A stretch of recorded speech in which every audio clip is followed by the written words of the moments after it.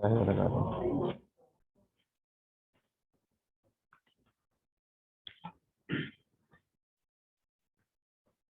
सुर सिर्फ उस्ताद जी के ही निकलते हैं। आ गई है, यूं तो आ गई रात को।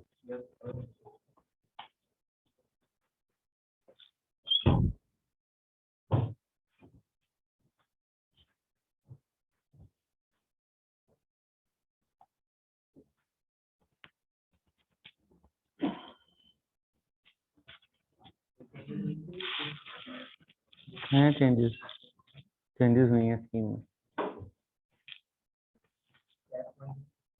हाँ, कैफ वन तो एग्जाम बिल्कुल होने, दिसंबर अटेम्प्ट होनी है। काफी सारी हैं ऐसे, शायद एक लफ्ज में या एक लाइन में कहना मुमकिन नहीं है, लेकिन अगर आप दकीक निगाही से उसे देखेंगे तो आपको काफी जगहों पे तब्दीलियां नजर आएंगी।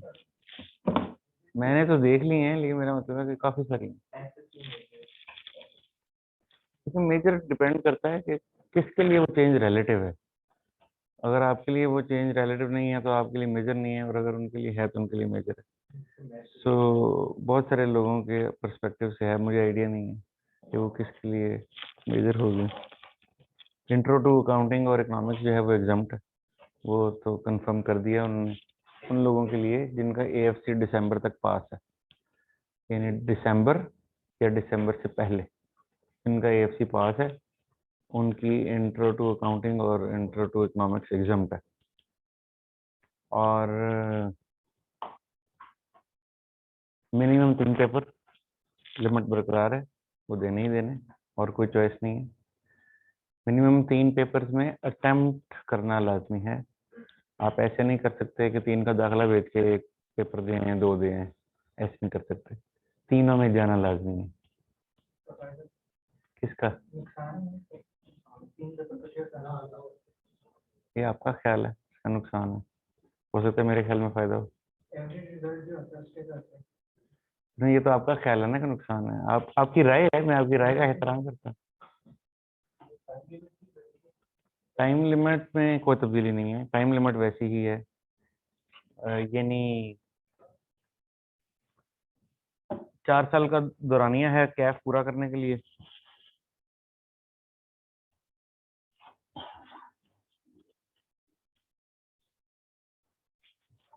चार साल का दौरानिया है, जिन लोगों का पूरा कैफ रहता है, जिनका जिनके चंद पेपर रहते हैं उनके लिए फिर 6 महीने का मल्टीपल है। तो अगर आपके 5 पेपर हैं तो 30 महीने, 6 पेपर हैं तो 36 महीने, 7 पेपर हैं तो 42 महीने, 8 पेपर हैं तो 48 महीने, 4 पेपर हैं तो 24 महीने, 3 पेपर हैं तो 24 महीने, 2 पेपर हैं तो 24 महीने, 1 पेपर है तो 24 महीने। यानी 24 महीने मिनिमम दिए उन्होंने। ये नहीं है कि किसी का एक ही रहता है उसको बस तेरे को 6 महीने नहीं है, ऐसे नहीं है, उसको भी 24 महीने, उसको ये नहीं एक्स्ट्रा पीरियड अलाउड है, मैंने बिल्ट इन दे दिया उसको एक्स्ट्रा पीरियड। बाकियों को तो एक्स्ट्रा पीरियड अलग से मिलेगा। यानी अगर एक बच्चा पहली मरतबा कैफ में अपीयर होता है, अभी तक उसने कोई कैफ के पेपर नहीं दिए, तो उसके पास 48 महीने हैं। इन 48 महीनों में फर्ज किया कि उसके 6 पेपर पास होकर 2 रह गए, तो उसको 12 महीने और मिल जाएंगे। यानी जिसके 6 पास हो गए 48 महीने में, तो उसको 12 महीने और मिल जाएंगे। लेकिन किसी के पेपर ही 2 रहते हैं, उसको 24 महीने मिलेंगे और बस 24 ही महीने मिलेंगे, उसमें already extra period built in है। यानी 6 ज़रब 2 12 क्या? हाँ, मार्च की अटेम्प्ट है, आगे और तो कोई अटेम्प्ट ही नहीं है। नहीं, 6 भी उठा सकते, 7 भी उठा सकते, 8 भी उठा सकते, उठाना ही है। अरे पेपर में बैठना भी है, पेपर में बैठना भी है। पेपर में बैठने के लिए ओल्ड स्टूडेंट्स के लिए कोई कैद नहीं है टिल नेक्स्ट 2 अटेम्प्ट्स। वो 8 देना चाहें दे सकते हैं।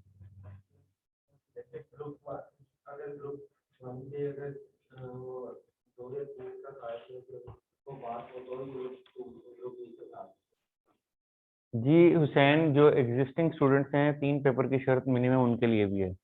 अच्छा जी, जो ग्रुप ए और बी में से, मैं समझ गया, सवाल क्या है?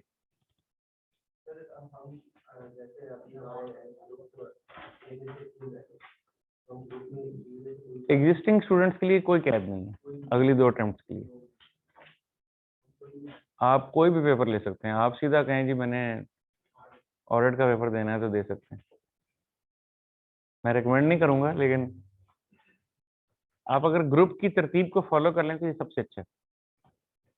ग्रुप ए को ही पहले पास करें। अगर आपने 3 ही पेपर देने हैं तो पहले ग्रुप ए को ही पास करें, फिर बी पे चले जाएं। कोई खास वजह नहीं है कि खामखा में ग्रुप बी के किसी पेपर को उठाया जाए। जब ये इस तरह की तरतीब दी जाती है ना, पहले भी कैफ 1 2 3 से 9 तक था, अभी भी इस तरह से है, ये सोच समझ के तरतीब दी जाती है, उसके पीछे रीजन है। सो अगर आप कैफ 1 मौजूदा नया वाला कैफ 1 के साथ आप कैफ 8 उठा लेते हैं जाके, तो आप कर तो सकते हैं, एग्जिस्टिंग स्टूडेंट को इजाजत है, लेकिन तरतीब में ये बड़ा ऑड कॉम्बिनेशन है। किसी ने कैफ 1 अभी पढ़ा नहीं है, कैफ 5 अभी पढ़ा नहीं है, वो जाके कैफ 8 पढ़ने बैठ गया है, तो कैफ 8 के अंदर जब 5 के कॉन्सेप्ट टेस्ट होंगे तो क्या करेगा? नहीं कर पाएगा। इसी तरह किसी ने कैफ 3 अभी पढ़ा नहीं है, नए वाले की बात, अब मैं नए वाले नंबर बोल रहा हूँ। किसी ने कैफ 3 नया वाला पढ़ा नहीं है और वो कहे मैं कैफ 5 में बैठूंगा जाके, नहीं कर सकेगा। यानी कॉस्ट पड़ी नहीं है और कहे मैं एमएफए में बैठूंगा जाके, तो तंग होगा। यानी ये नहीं होता कि आप कर नहीं पाएंगे, मेजॉरिटी बच्चे तंग होंगे। कर भी जाएंगे लोग, ऐसा तो नहीं है, ज़ाहिर बड़ा कुछ दुनिया में हो रहा है, लोग बड़ा कुछ कर लेते हैं, थोड़ा बहुत, थोड़ा सा, उतना ही है।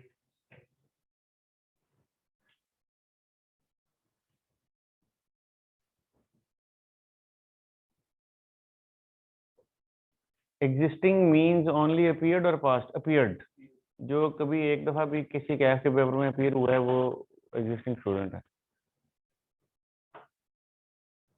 हुसैन आप 2 पेपर में अपीयर नहीं हो सकते, आपको 3 में अपीयर होना पड़ेगा। 3 पेपर चूज करें जी, 3 पेपर से कम पे कोई कॉम्प्रोमाइज नहीं है। आई क्यों कह रहा है 3 पेपर चूज करें। बहुत आप लोगों ने नलायकियां कर ली हैं, 6 6 साल बैठे रहते हैं एक ही जगह पे, कैफ नहीं हो रहा, कैफ नहीं हो रहा। 3 3 पेपर पकड़ें, टाइम से पेपर करें, नहीं तो छुट्टी करें।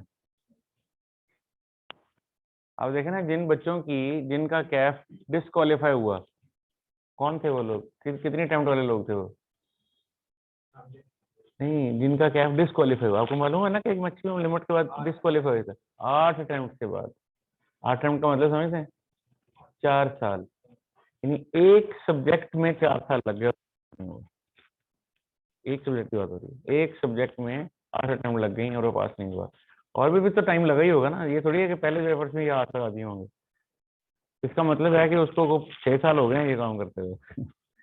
तो अगर वो 1 1.5 साल वाली चीज जब 6 साल में नहीं कर सका, तो भाई यार कुछ और कर लो भाई, जरूर तुमने अपनी जिंदगी खराब करनी है, कुछ और कर लो।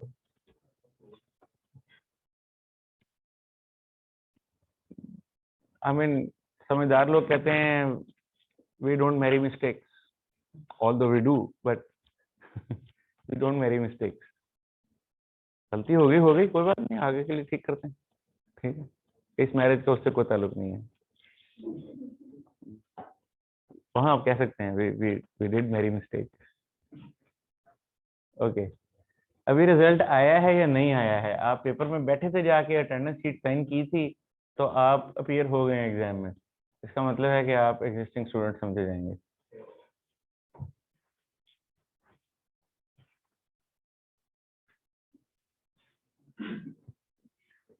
अच्छा जी, आगे चलें, पढ़ना शुरू करें।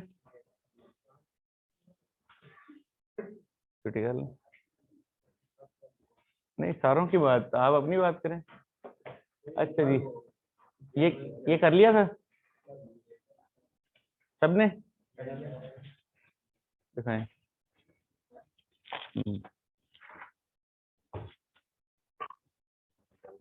कल नहीं आया तो पूछना था किसी को।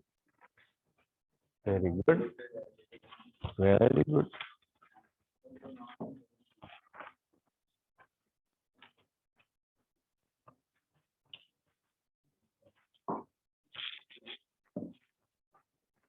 This is fantastic. कितना टाइम लगा इसमें? और ये लाइनर लाइनर लगाने में? अच्छा, गुड। अगर ये आपकी स्पीड है तो बहुत अच्छी बात है, क्योंकि जब आप खूबसूरत लाइनें लगाते हैं, खूबसूरत हेडिंग्स लगाते हैं, तो उसमें टाइम एक्स्ट्रा लग जाता है बहुत सारे बच्चों को। हो गया?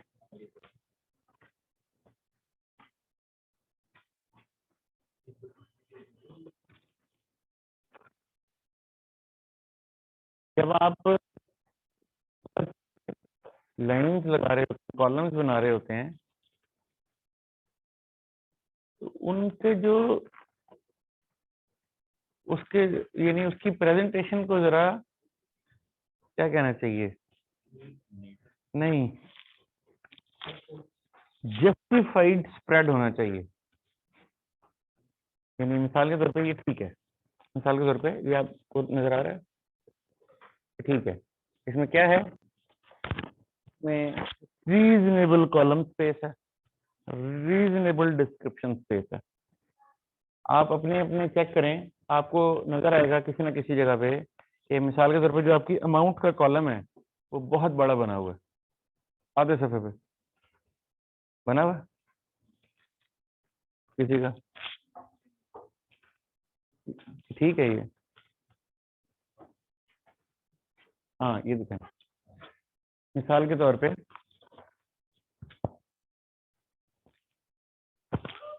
ये देखें, ये सेल डे बुक है, इसमें डेट के लिए जितनी जगह है, फिर ये अमाउंट नाम लिखने के लिए जगह है, और फिर ये अमाउंट के लिए जगह है। नाउ कंसीडर आपके पास नाम लिखने के लिए कितनी जगह है, एंड कंसीडर उसके आगे कितनी जगह है। हालांकि आपको अमाउंट लिखने के लिए जगह थोड़ी चाहिए है, और नाम लिखने के लिए जगह ज्यादा चाहिए है। तो आपकी जब टेबल बन रहा होता है तो जाहिर है उस कॉलम की वेट को ऐसे लेके चलते हैं कि तो आपको लिखने का मुनासिब स्पेस वहां पे।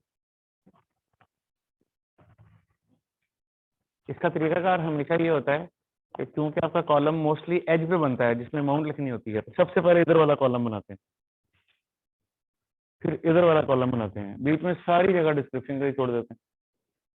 यानी इधर वाले कॉलम के लिए आपने इंच की जगह छोड़ दी, फिर उसके पीछे एक कॉलम के लिए इंच की जगह छोड़ दी, इधर आपने इंच की जगह छोड़ दी, दरम्यान में जो 4 इंच बचे वो सारे के सारे, या जितनी भी जगह बची वो सारे के सारे डिस्क्रिप्शन के लिए रह गए। तो डिस्क्रिप्शन के लिए खुली जगह आपके पास आ जाती है, उसमें आपने कोई नरेशन लिखनी है, अंग्रेजी लिखनी है, कोई टाइटल लिखना है, कोई लंबा नाम आ गया वो लिखना है, तो आपके पास सफिशिएंट है कि आप उसको प्रेजेंट कर सकें। 3 कॉलम कैश बुक होती क्या है? अच्छा ठीक है, उसमें क्या दुश्वारी होती है? जगह ही अच्छा अच्छा, जगह थोड़ी हो जाती है, तो उसको हॉरिजॉन्टल कर दें, यानी ऐसे के बजाय ऐसे कर दें। अब आप दरमियान से लाइन लगाएं, ये आपके पास रिसीट की जगह है, की जगह है। एक ये तरीका हो सकता है, दूसरा तरीका ये हो सकता है कि ऐसे ही रखें, लेकिन एक सफे पे करने के बजाय 2 सफे पे करें। Consider this as the central line, ये सारा रिसीट है, ये सारा पेमेंट है, तो इधर अब आपको खुली जगह है, यस ऐसे कर सकते हैं। और आपने जब टाइटल ऑफ कंपनी लगाना है तो यूं करके ऐसे लगाना है सेंटर में बड़ा सारा, ताकि वो दोनों सफों के ऊपर आ जाए, ठीक है ना, तो उससे ज्यादा वाजे भी हो जाएगा कि ये पूरे दोनों पेजेस पे इकट्ठा बना हुआ है। ऐसे ऐसे लिखने में ना दुश्वारी होती है, क्योंकि लाइनें ऐसी चल रही हैं, यानी वो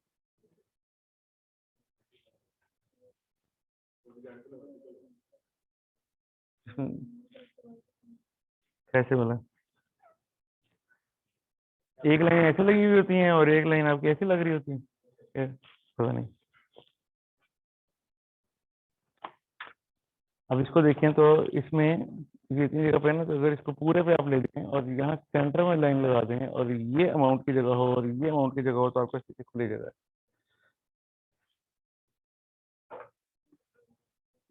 कोई गल नहीं,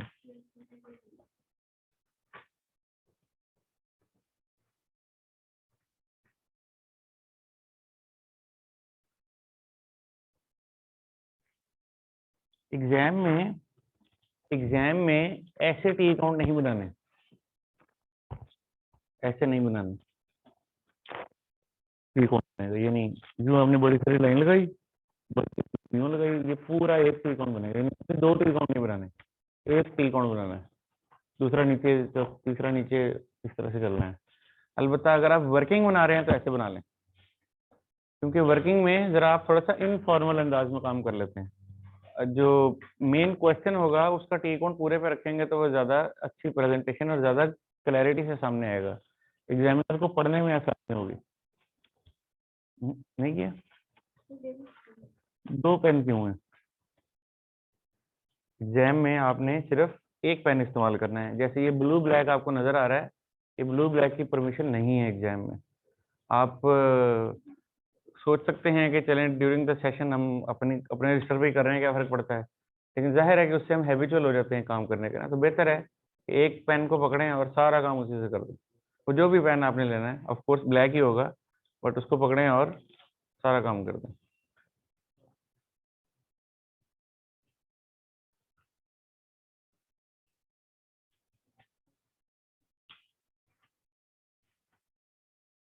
गुड। ये जो डेट है 2-3-8, इसके ऊपर कोई ना कोई मंथ भी होगा ना, वो भी लिखेंगे साथ।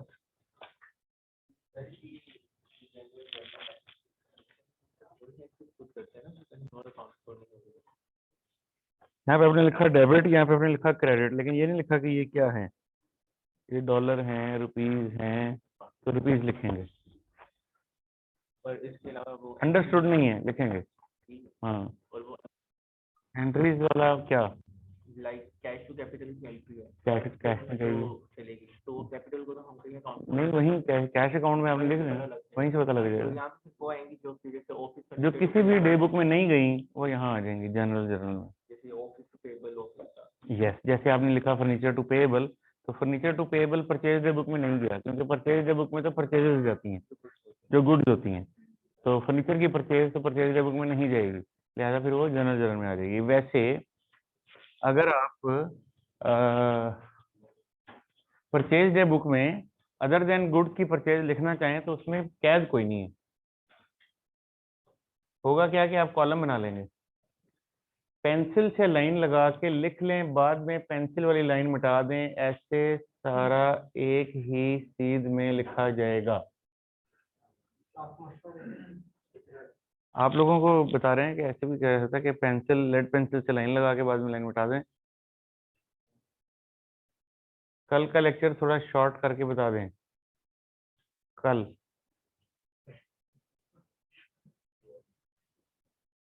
का लेक्चर इससे ज्यादा शॉर्ट नहीं हो सकता। कल के लेक्चर के लिए उसकी रिकॉर्डिंग तलब करें कॉलेज से और वो वाली देख लें। जी, पेन तो वैसे ही जरूरत नहीं है, और नीला भी नहीं है, पेपर में होता ही ब्लैक पेन है, बाकी प्रेजेंटेशन ठीक लग रही है। ब्लैक ब्लैक इस्तेमाल करना है, ब्लैक पेन इस्तेमाल करना है। अच्छा, ये जो आप रजिस्टर इस्तेमाल करते हैं, ये दीजिएगा, ये जो आप रजिस्टर इस्तेमाल करते हैं,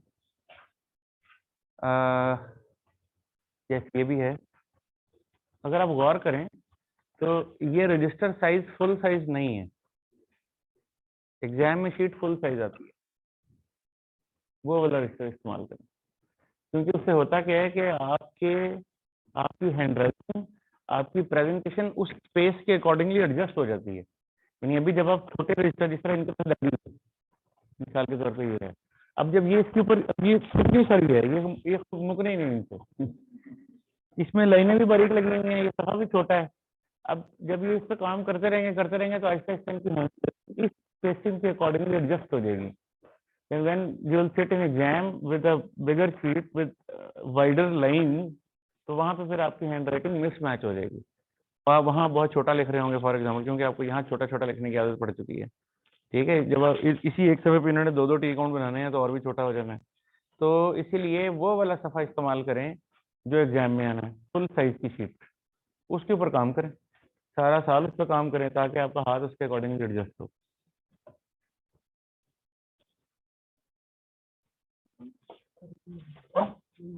नहीं बनाया, बता रहे हैं, कोशिश करेंगे करेंगे, पहले पहले दो लेक्चर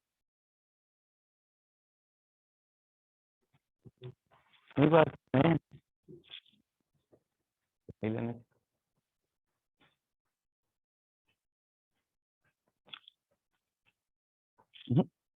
शुरू किया था, ये तो कल वाला लिखा हुआ है एक्रूअल कॉन्सेप्ट। और कोई दिखाना चाहेगा काम किया हुआ अप्रैल से? इसलिए वो कहते हैं 3 पेपर करोगे।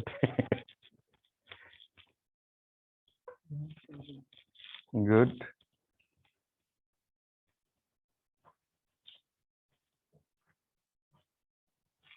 बहुत छोटा हो गया ये कॉलम। वो आई नो कि ज़ाहिर जगह उस हिसाब से है, लेकिन आप क्या कर सकते हैं, देखिए ये मार्च है ना, ये बार बार मार्च लिखने के बजाय ऊपर एक दफा टॉप पे लिख दें मार्च, और नीचे आएगा 1, 4, 11, 25 सिर्फ, तो लाइन कॉलम छोटा हो जाएगा। इसी तरह इसके लिए जगह बन जाएगी, थोड़ी थोड़ी जगह, इस तरह से जरा मैनेज हो जाती है जगह। देखने में तो ठीक लग रहा है।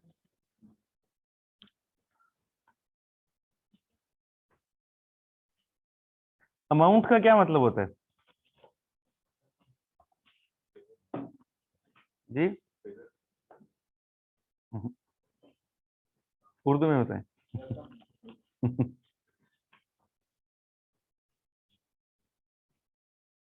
अमाउंट जो है वो आमतौर पे पैसों के लिए ही इस्तेमाल किया जाता है, लेकिन amount does not mean currency unit, इसीलिए हम आमतौर पे अमाउंट के साथ भी रुपीज लिखते हैं।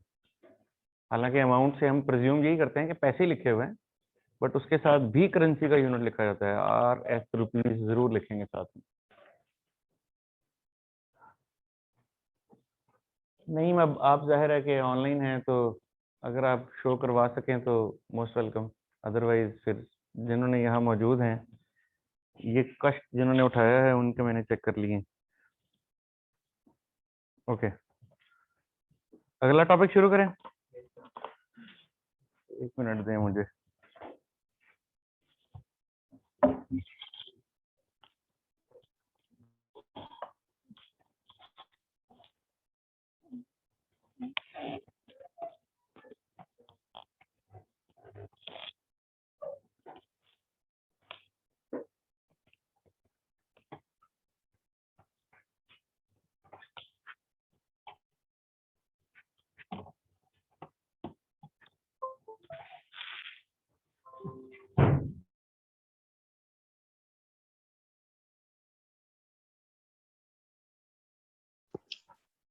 अच्छा जी,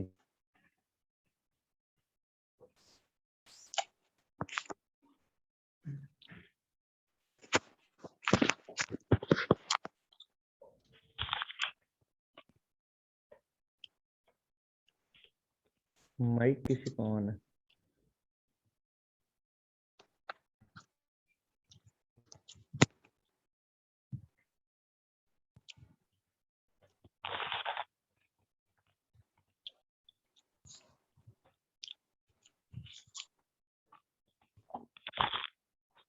So we did basic concepts, then we moved to double entry bookkeeping, फिर हमने लेजर ट्रायल फाइनेंशियल बनाए, और फिर हमने थोड़ी सी डे बुक्स भी बनाई, और इसके बाद हम चलते हैं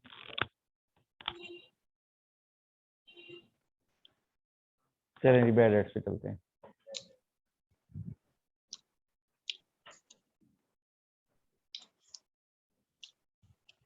गोभी उठ जाओ यार, बस कर दो, 10 बज गए हैं।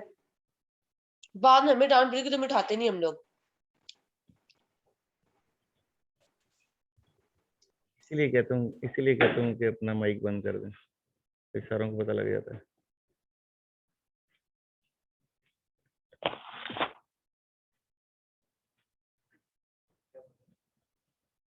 पीछे से कोई डांट रहा होता। अच्छा जी,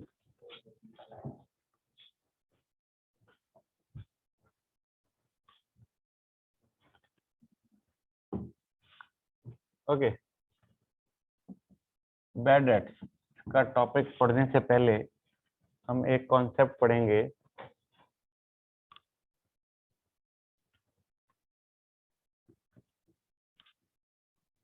प्रूडेंस।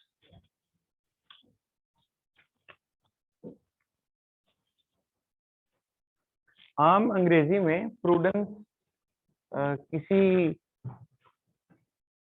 ऐसे बिहेवियर को कहते हैं जो समझदाराना हो, यानी अंग्रेजी में मैं कहूँगा प्रूडेंट बिहेवियर, मतलब समझदारी वाला काम, विजडम वाला काम। मिसाल के तौर पे प्रूडेंट प्रैक्टिसेस, ऐसी प्रैक्टिसेस जो कि अच्छी हैं। मिसाल के तौर पे आप अगर किसी पेट्रोल पंप पे जाते हैं तो वहां जाके आपको क्या करना चाहिए?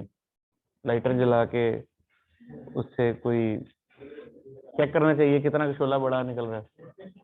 क्या करना चाहिए? वहां पे लाइटर नहीं चलाना चाहिए। ये है प्रूडेंट बिहेवियर, यानी उस मौके की मुनासिबत से समझदाराना अमल करना।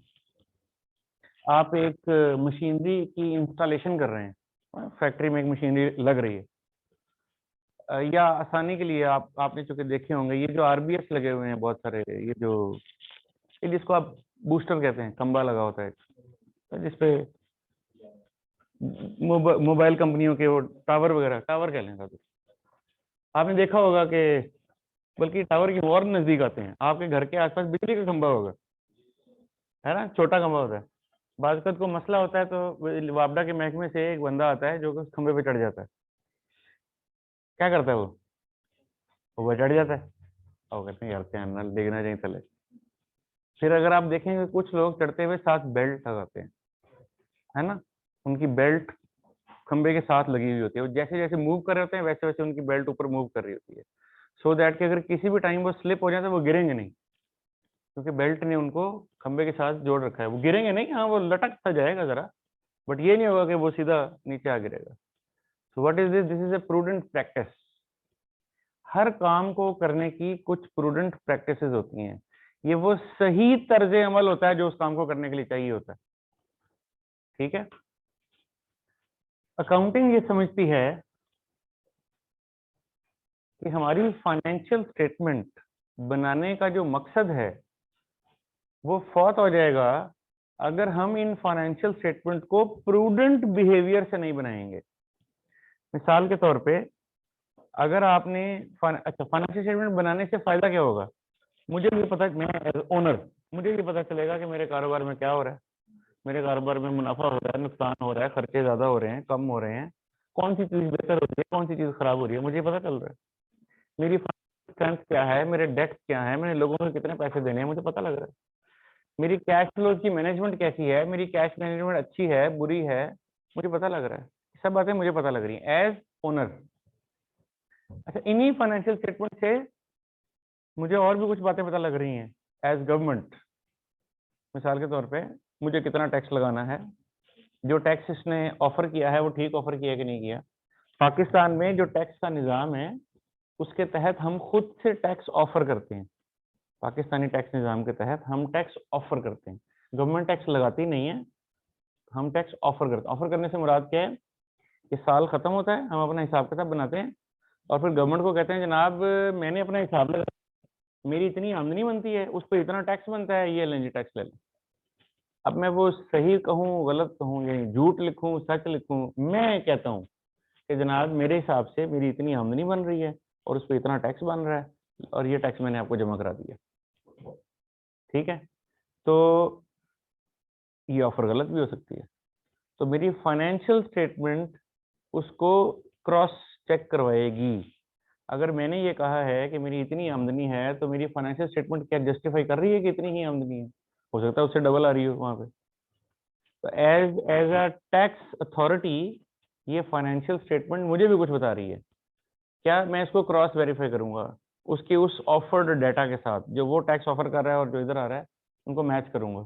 अगर वो मैच हो गया, अगर उसमें बात समझ में आ गई तो ठीक है, ना आई तो मैं उसको कहूंगा कि आपने गलत टैक्स ऑफर किया है, क्यों ना मैं आपको और टैक्स लगाऊं, तो जरा आके मुझे एक्सप्लेनेशन दे जाएं। तो अगर आपकी एक्सप्लेनेशन से उसको बात समझ में आ गई तो गुड है, और अगर ना समझ में आई तो फिर टैक्स लगाएगा।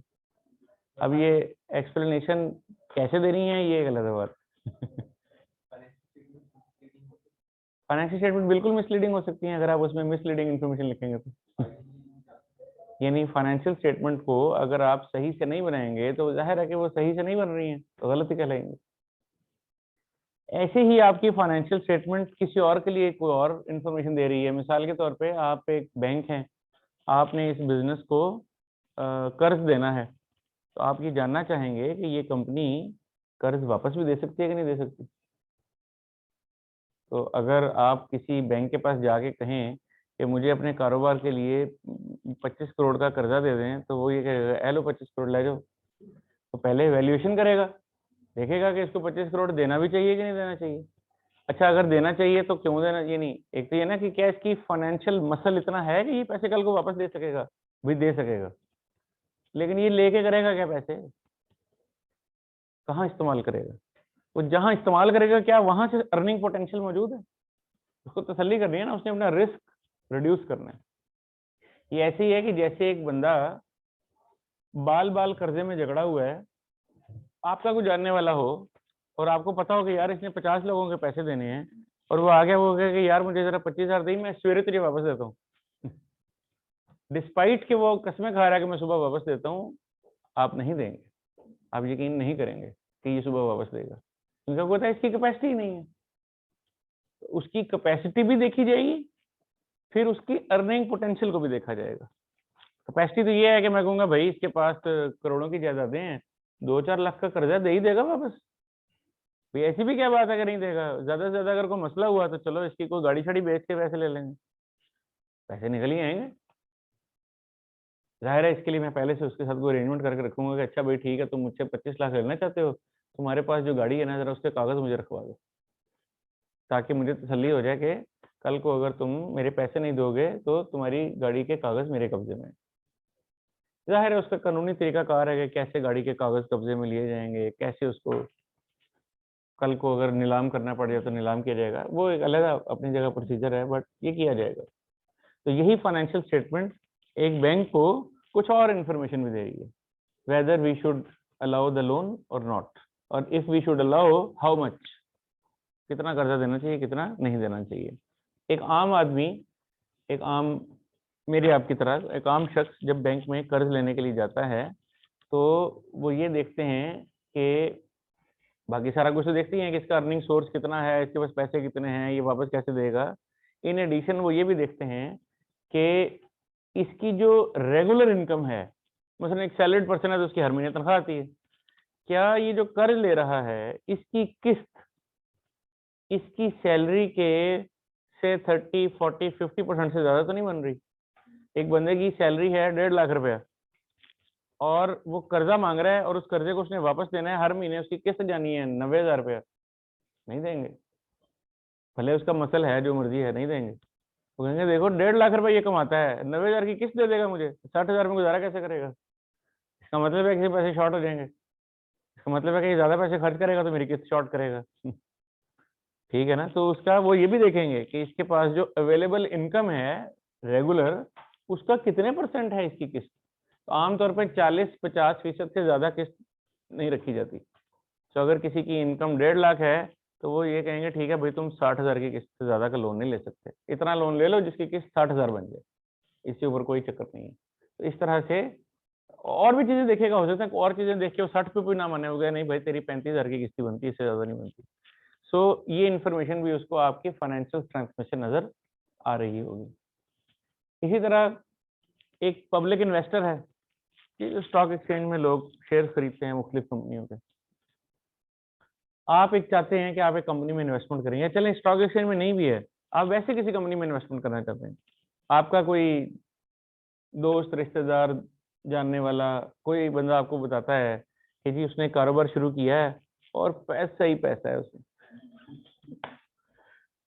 ठीक है, और वो आपको कहता है कि आओ तुम भी इसमें 50 लाख रुपए लगा दो, तो आप क्या करेंगे।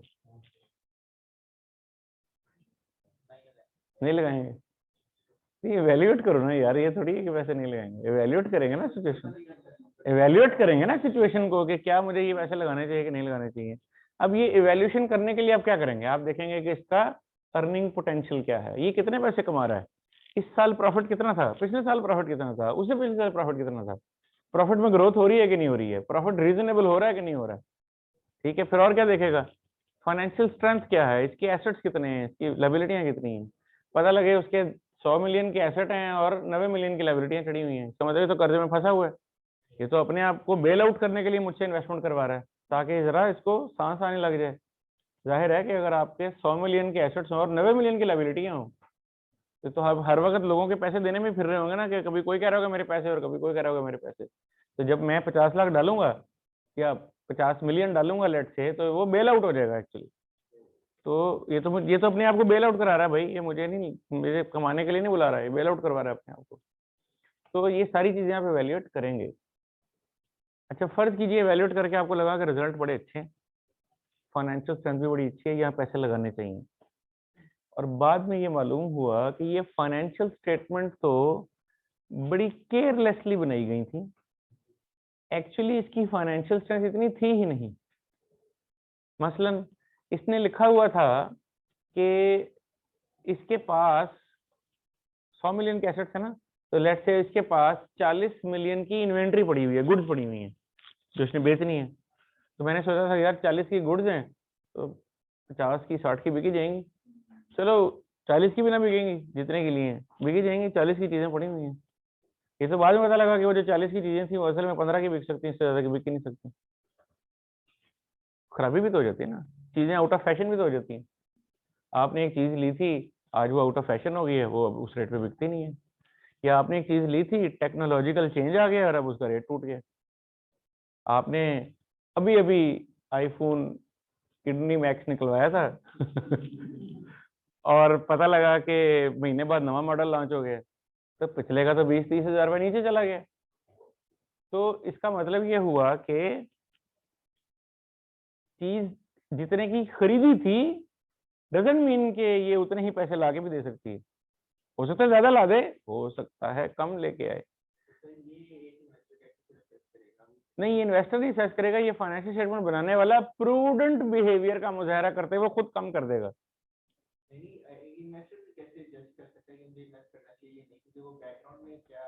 नहीं, वो बैकग्राउंड में नहीं है, फोरग्राउंड में नजर आएगा, फाइनेंशियल स्टेटमेंट में नजर आएगा। मैं यही तो कह रहा हूँ, इसीलिए तो बता रहा हूँ कि फिर प्रूडेंट बिहेवियर क्या है, कि फाइनेंशियल स्टेटमेंट को मिसलीडिंग नहीं होना चाहिए। तो हम मॉरल ही पढ़ रहे हैं यहाँ पे, इमोरल से नहीं पढ़ेंगे। मेरा मतलब है कि मैंने कंपनी में इन्वेस्ट करना है, मैं उसकी फाइनेंशियल को पढ़ रहा हूँ, अब मेरे लिए तो वो सबसे सामने कि अच्छा इसका ऑर्डर वर्क ये है, अब उसके बैक टू मिसलीडिंग है नहीं है, उसके अकाउंटेंट ने कैसे बनाई है, वो सब मैं कहाँ पे। इसीलिए जब फाइनेंशियल स्टेटमेंट ऑडिट हो जाती हैं तो हमारा ट्रस्ट उस पर इम्प्रूव हो जाता है कि यार ये क्वालिफाइड चार्टर्ड अकाउंटेंट ने इसको रिव्यू कर लिया है, इसको ऑडिट कर लिया है, तो इसके अंदर अगर कोई इस किस्म की चीजें थी तो वो पकड़ी गई होंगी, वो ठीक हो गई होंगी। ये ट्रस्ट बिल्ड हो जाता है ना, हम ट्रस्ट ही कर सकते हैं और कुछ नहीं कर सकते जी। फिर भी धोखा हो जाए तो कोर्ट में जाना चाहते हैं आप? कोर्ट में जा सकते हैं, जब कोर्ट में जाने से तो आपको कोई नहीं रोक सकता। डिपेंड ये करता है कि क्या आप अपना केस जीत भी पाएंगे कि नहीं पाएंगे। ये तो जाहिर है मैं नहीं बता सकता, ये तो सर्कमस्टांसेस बताएंगे कि आप जिस ग्राउंड पे कोर्ट में गए थे वो ग्राउंड मजबूत थे कि नहीं थे। अगर वो ग्राउंड ही मजबूत नहीं थे तो आप हार जाएंगे, मजबूत थे तो जीत भी जाएंगे।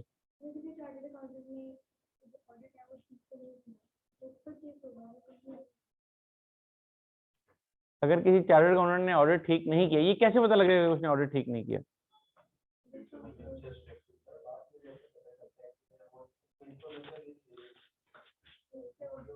किसी बुक में इंफॉर्मेशन मिसलीडिंग हो और मैंने उस बुक का ऑडिट किया तो ये कैसे पता लगेगा कि मेरी नेग्लिजेंस थी?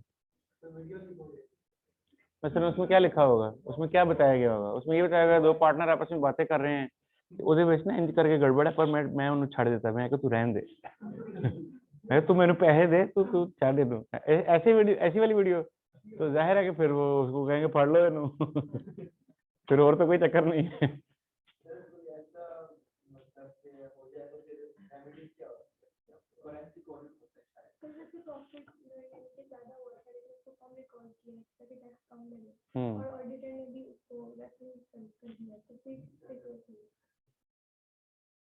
केस करने वाला कौन है पहले ये बताएं। लेकिन अगर फर्ज करें कि उसने प्रॉफिट कम दिखाया था ताकि उस पर टैक्स कम लगे तो इन्वेस्टर को क्या तकलीफ है इसमें? गवर्नमेंट, हाँ गवर्नमेंट करेगी ना केस। टैक्स क्योंकि कम मिला है तो गवर्नमेंट को तकलीफ होगी ना कि यार टैक्स इन्होंने गलत दिया है, तो कंपनी में कम करेगी केस।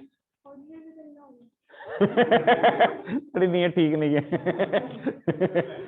ऐसी नीयत ठीक नहीं है, इसने सोच लिया क्या करना है कारोबार।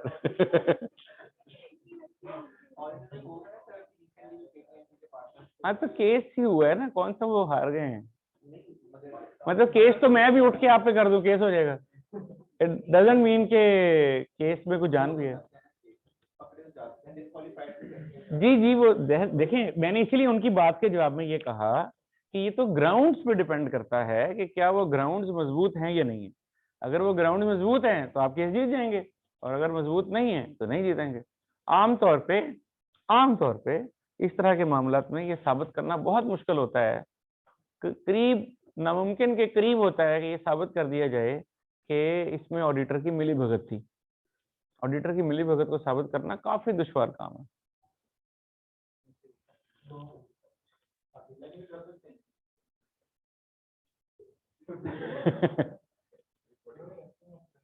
इसका मतलब ये नहीं है कि ऑडिटर ने मिलीभगत की है, मैं ये कह रहा हूं कि ये साबित करना कि उसने मिलीभगत की है काफी दुश्वार काम है। इसीलिए दुश्वार काम है क्योंकि आम तौर पे ऑडिटर की मिलीभगत नहीं होती है, इसलिए दुश्वार काम है।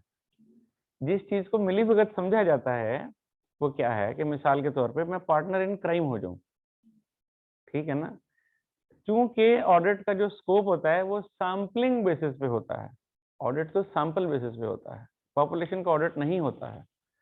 तो सैंपल बेसिस पे जब आप ऑडिट कैरी आउट करते हैं और तमाम ऑडिटिंग स्टैंडर्ड को कंप्लाई विद करके करते हैं तो यू हैव एन आर्गुमेंट।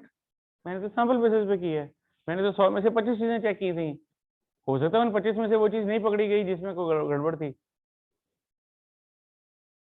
कैसे साबित करेंगे कि मैंने जानबूझ के वो चीज नहीं पकड़ी? ऐसे कर सकते हैं साबित कि मेरे वर्किंग पेपर में नजर आ जाए कि वो चीज पकड़ी गई थी, उस पर डिबेट हुई थी और फिर कंपनी ने कहा छोड़ो यार इसको। ऐसा हो सकता है ना कि आपको ऑडिट के लिए भेजा, आपने एक फ्रॉड पकड़ लिया, आपने उसको डॉक्यूमेंट किया, आपने लिखा अपने वर्किंग पेपर में कि जनाब ये मसला है, मैंने देखा है, ये डॉक्यूमेंट्री एविडेंसेस हैं, फ्रॉड निकल आया है, ठीक है। फिर आपने जब वो फाइल पार्टनर को रिव्यू कराई, उसने कहा तो की कर लिया, फीस नहीं लेनी उन्होंने को, उसने उसको काट दिया फॉर एग्जाम्पल, ठीक है, लेकिन वो पेपर उसके अंदर ही लगा रह गया। Gate my point. और बाद में केस हो गया, केस हुआ, अदालत ने या जिसने भी आके वो रिकॉर्ड सारा सीज कर लिया, कब्जे में ले लिया, उसको उन्होंने खंगाला, उसके अंदर से पेपर निकला है जिसमें तभी जाके साबित होगा ना कि मिलीभगत थी। वो करना कैसे साबित होगा? मैं कहूंगा मैंने 100 में से 20 आइटमें सैंपल में सिलेक्ट की थी, ये कोई 21वीं आइटम थी, ये कोई 50वीं आइटम थी, ये कोई 72वीं आइटम थी। मैंने तो क्या मैंने ऑडिटिंग स्टैंडर्ड को फॉलो किया? क्या मैंने रिप्रेजेंटेटिव सैंपल निकाला? क्या मैंने रिस्क एनालिसिस किया? क्या मैंने उस रिस्क एनालिसिस के मुताबिक सैंपल को एडजस्ट किया? अगर ये मैंने सारा काम किया तो it is quite a probability कि गलती नहीं बचेगी, पकड़ी ही जाएगी। फिर भी अगर नहीं पकड़ी गई तो यार अब क्या कर सकता हूँ, मैं 100% चेक नहीं कर रहा। या तो आप मेरा स्कोप बदल दें और मुझे कहें कि नहीं तूने 100% ऑडिट करना है, तो फिर मैं कहूंगा कि हाँ अब अगर कुछ चीज रह गई तो भैया मेरा कसूर है। जब मेरा स्कोप ऑफ वर्क ही ये है कि मैंने सैंपल बेसिस पे ऑडिट करना है, हाँ सैंपल अच्छा सिलेक्ट होना चाहिए। यानी मैं आप लोगों में से अगर एक सैंपल निकालना चाहूँ तो मुझे क्या करना चाहिए? मैं कहूँ जिनका नाम ए से शुरू होता है वो आ जाए, तो ए तो बड़ा पॉपुलर है, ए अक्सर नाम ए से शुरू होते हैं। बात समझ रहे हैं? तो रिप्रेजेंटेटिव सैंपल नहीं है। आप किसी मिसाल के तौर पर बाजार में चले जाएं, आप शालमी में घुस जाएं और आप कहें कि मैं यहाँ से ये जो आलमगीरी मार्केट है ना, मैं यहाँ से एक रिप्रेजेंटेटिव सैंपल निकालूंगा। कैसे निकालेंगे? जो पहली 4 दुकानें मिली उनसे पूछ के आ गए, ये तो ठीक बात नहीं है। कैसे निकालेंगे रिप्रेजेंटेटिव? आप देखेंगे कि यहाँ कौन कौन से कारोबार हैं, 6 तरह के कारोबार हो रहे हैं, उन हर तरह के कारोबार में से बंदे सिलेक्ट करेंगे, फिर मैं कहूंगा ना रिप्रेजेंटेटिव सैंपल निकला। उसमें भी हो सकता है आप नए पुराने को देखेंगे, कौन लोग नए नए कारोबार शुरू किए हैं, कौन लोग पुराने बैठे हुए हैं, नए में भी से सिलेक्ट करेंगे, पुराने में से भी सिलेक्ट करेंगे। हो सकता है कोई खवातीन भी वहां कारोबार कर रही हूँ, उनमें से भी सिलेक्ट करेंगे, मर्दों में से भी सिलेक्ट करेंगे, फिर जाके बनेगा रिप्रेजेंटेटिव सैंपल। ये सारी मेहनत हो रही है ऑडिटर के सैंपल में, वो रिप्रेजेंटेटिव सैंपल निकाल रहा है अपने रिस्क मैट्रिक्स के मुताबिक। जब आप इतनी मेहनत करके सैंपल निकालते हैं ना तो आमतौर पर गलती पकड़ी ही जाती है। फिर भी कोई रह गई तो आप क्या कर सकते हैं? फिर सैंपल बेसिस पे कर रहा हूँ यार मैं। मुझे आपने कोई नैब की इन्वेस्टिगेशन में थोड़ी लगाया हुआ है कि जाके एक एक चीज उसकी खोल के देखो, एक एक सफा पलट के देखो। अगर इस तरह मुझसे एक एक सफा चेक कराना तो फिर मुझे 1.5 महीना काफी नहीं है मेरे लिए, 2 महीने काफी नहीं है। फिर मुझे दें 6 महीने आप, ताकि मैं अच्छी तरह से एक एक सफा खोल के चेक करूँ। तो ये प्रैक्टिकली मुमकिन, इसीलिए फिर आप देखते हैं कि कोई ना कोई मामला सामने आ जाता है। जाहिर है जब आप इतनी बड़ी कंपनी, आप सोचें ना, एक कंपनी है जहाँ पे मिलियन की तादाद में ट्रांजेक्शन हो रही है, मैं अमाउंट की बात नहीं कर रहा, तादाद की बात कर रहा हूँ। ट्रांजेक्शन की तादाद मिलियंस में है, तो इतना बल्क डाटा है उसके पास। आप उसको ऑडिट कर रहे हैं 1.5 महीना, 15-15 बंदे आपके वहां बैठे हुए ऑडिट कर रहे हैं, बड़ी कंपनी है। तो जितनी बड़ी कंपनी है उतनी ही बड़ी उसमें प्रोबेबिलिटी ऑफ सम ओवरसाइट है कि वो इतना बड़ा वॉल्यूम ऑफ ट्रांजेक्शन। आप सोचें एक बैंक है, 1,500 उसकी ब्रांच है, आप हर ब्रांच में जाके ऑडिट कर सकते हैं? 1,500 ब्रांच है, कैसे करेंगे? जिसकी 300 ब्रांच है वहां भी नहीं कर सकते। 1,500 ब्रांच वाले की हर ब्रांच में कैसे जाएंगे? नहीं जा सकते। अब आप कहें कि जनाब वो उसकी फलानी ब्रांच में फ्रॉड निकला गया तो ऑडिटर ने क्यों नहीं देखा था? तो ऑडिटर ने ब्रांचेस को सैंपल बेसिस पे सिलेक्ट किया था। या तो उसको आप दे दें मैंडेट कि भाई तुम्हारे पास पूरा साल है, हर ब्रांच में जाओ और इतने बंदे लगाओ और ये इस तरह से करो, तो फिर तो बात बनती। अदरवाइज तो there is a difference between a financial statement audit and a forensic audit. These are two different kinds of audit. तो हमें as auditor financial statement audit करना होता है, स्टैच्यूटरी ऑडिट करना होता है, हमें फोरेंसिक ऑडिट नहीं करना होता है। तो अनफॉर्चुनेटली व्हाट हैपेंस कि जब गवर्नमेंट किसी चीज में इन्वॉल्व होती है तो वो उसका फोरेंसिक ऑडिट खोल देती है, और फिर उसमें से चीजें जाहिर है कुछ ना कुछ निकलेंगे। जब आप 100% आप 100% सवाल ठीक करके आते हैं, फिर आपके पूरे नंबर नहीं आते। आप तो अपनी तरफ से 100% ठीक करके आए सवाल, फिर नंबर पूरे नहीं आते। क्योंकि जब आप 100% चीजें खोल के चेक करते हैं तो कुछ ना कुछ निकल ही आता है। ये मुमकिन ही नहीं है ना कि वो गलती ना हुई हो।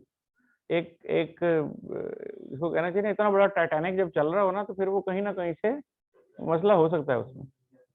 ये आपके लिए मुमकिन नहीं है। रोज हम अपने ऑफिस में रोज काम करते हैं, कहीं ना कहीं गलती हो जाती है। हफ्ते बाद पता चलता है कि वो हो यार, वो गलती हो गई। अभी 3 दिन पहले मैंने एक पेमेंट देनी थी 25 मिलियन की, तो मैं किसी गलत कंपनी में दे बैठा हूँ। नहीं, कंपनी ग्रुप की ही कंपनी में देनी थी, यानी हमारी ही एक कंपनी से हमारी ही एक दूसरी कंपनी में जानी थी, लेकिन हमारी ही तीसरी भी कंपनी थी, चौथी भी कंपनी है, पांचवी भी कंपनी है। तो फर्ज करें पहली कंपनी से दूसरी में जानी थी, गलती से तीसरी में चली गई। मैंने उसको बताया, मैंने कहा यार ये फलां की पेमेंट है, ऐसे ऐसे ऐसे है। उसने इसको डिफरेंट अंदाज से परसीव किया जिसको मैंने बताया, और उसने ये समझा कि शायद ये वो तीसरी कंपनी का जिक्र हो रहा है। वो उसके मुताबिक बना के पेमेंट ला के सैंक्शन करा के, वो शाम को जिस वक्त उसने बैंक से मुझे कॉल है कि जी ये पेमेंट आपकी यानी अनयूजुअल थी चूंकि पेमेंट, तो उसने पूछा कि जी ये जो पेमेंट जा रही है तो इसका पर्पस क्या है? मैं तो पेमेंट तो मैंने भेजी ही नहीं। तो पेमेंट तो आई हुई है। मैंने फिर कागज मंगवाए, चेक किया, पता लगा वो तीसरी कंपनी में पैसे पहुंच रहे, वापस करवाए। अब कहने को ये नहीं होनी चाहिए थी, गलती हो गई, लेकिन उसको अब ठीक कर लेते हैं। अब इस तरह कोई गलती रह भी जाती है। पिछले 8 साल से कंपनी चल रही है, परसों मुझे एक बच्चा कहता है जी हमारे इनकम टैक्स में 4,500 रुपए का फर्क आ रहा है। मैं कहा ढूंढ कहाँ पे आ रहा है फर्क? और वो 8 सालों में से किसी साल में आ रहा है, पता नहीं किस साल में आ रहा है। टोटल में फर्क आ रहा है। वो कहता है जी 8 सालों का टोटल इधर और इधर दोनों में 4,500 का फर्क है। मैं कहूँ मैं क्या करा, फिर ला पहनू। ये कैसे ढूंढूं? मैं एक एक साल चेक कर, हर साल का लहदा निकाल डाटा, इसका लहदा निकाल डाटा, कंपेयर कर। फिर जब हर साल के डाटा मैच होता रहेगा तो जिस साल का मैच नहीं होगा इसका मतलब गड़बड़ उस साल में है, फिर उस साल का डाटा चेक कर। गलती क्या है? 4,500 रुपए की, लेकिन उसको लगाया हुआ ढूंढ रहा है। तो गलतियां हो जाती हैं। डबल कहाँ, सिंगल ऑडिट। स्टेट बैंक तो एज रेगुलेटर अपना लीगल फ्रेमवर्क के तहत चेक करता है कि क्या जो हमने रूल्स एंड रेगुलेशन दिए हुए हैं क्या ये उसको कंप्लाई विद कर रहे हैं कि नहीं करते हैं। यानी मिसाल के तौर पर स्टेट बैंक ने कहा है कि अगर आपने किसी को कर्ज देना है तो ये पैरामीटर्स आपने देखने हैं, ये देख रहे हैं। वो फाइनेंशियल स्टेटमेंट ऑडिट नहीं है, वो अकाउंटिंग स्टैंडर्ड ऑडिट नहीं है। Yes you are right. वो स्टेट बैंक का रेगुलेटरी ऑडिट है कि भाई अगर आपने किसी का कर्जा माफ किया है तो कर्जा माफ करने का एक तरीकाकार है कानून में दिया हुआ है। फर्ज करें आपने वो तरीकाकार फॉलो नहीं किया तो वो ये चेक करने आया है कि क्या आप स्टेट बैंक के रेगुलेशन फॉलो कर रहे हैं। लोन का देना, लोन का माफ होना, लोन का रिकवर होना, लोन का कोलेटरलाइज होना, सिक्योरिटियां लेना, सिक्योरिटियां छोड़ना, इस तरह बेतहाशा कवानीन है स्टेट बैंक के। इम्पोर्ट एक्सपोर्ट के मामला, फॉरेन करेंसी के मामला। तो वो ये देखने के लिए आया है कि क्या आप स्टेट बैंक के रेगुलेशन फॉलो कर रहे हैं, उसका ऑडिट कर रहे हैं। नहीं, स्टेट बैंक अकाउंटिंग स्टैंडर्ड को ऑडिट करने नहीं आया, वो रेगुलेटरी ऑडिट करने आया।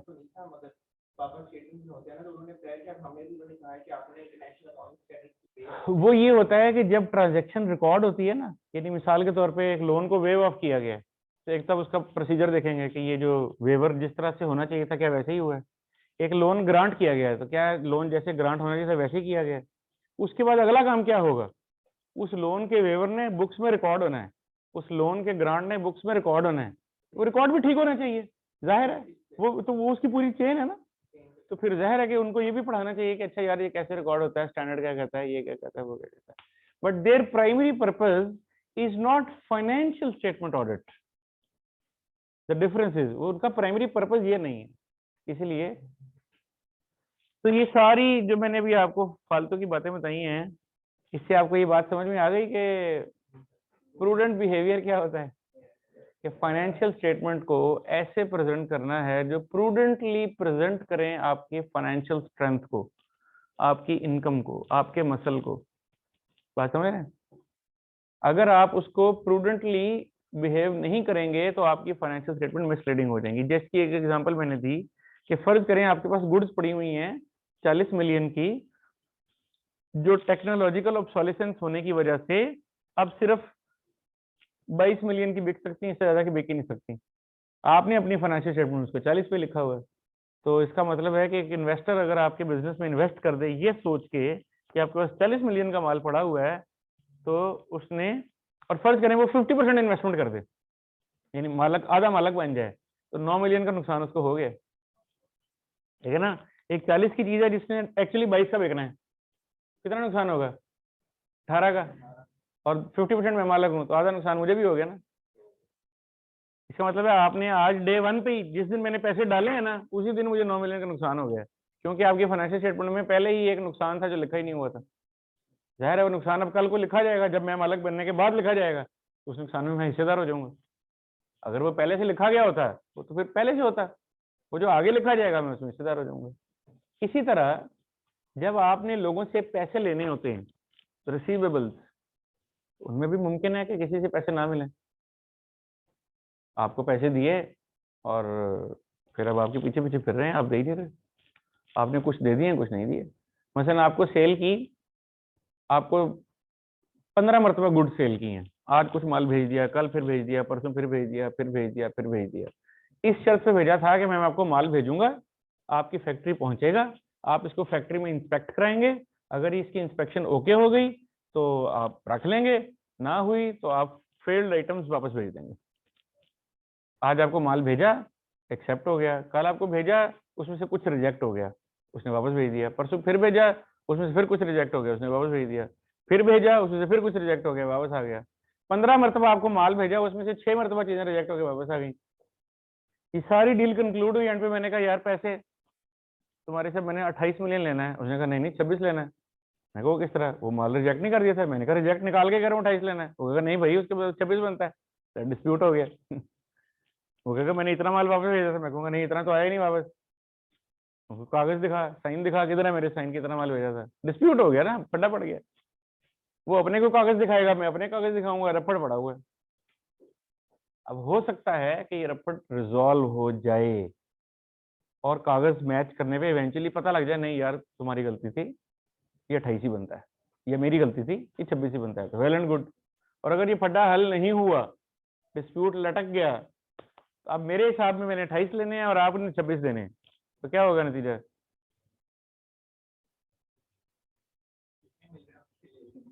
नहीं, जितने मिल रहे हैं उतने तो ले लेंगे, बाकी के लिए रौला जारी रखेंगे, बाकी के लिए लड़ाई जारी रखेंगे और आगे काम भी नहीं करेंगे। हम कहेंगे नहीं हम तो और नहीं देना चाहिए तेन माल।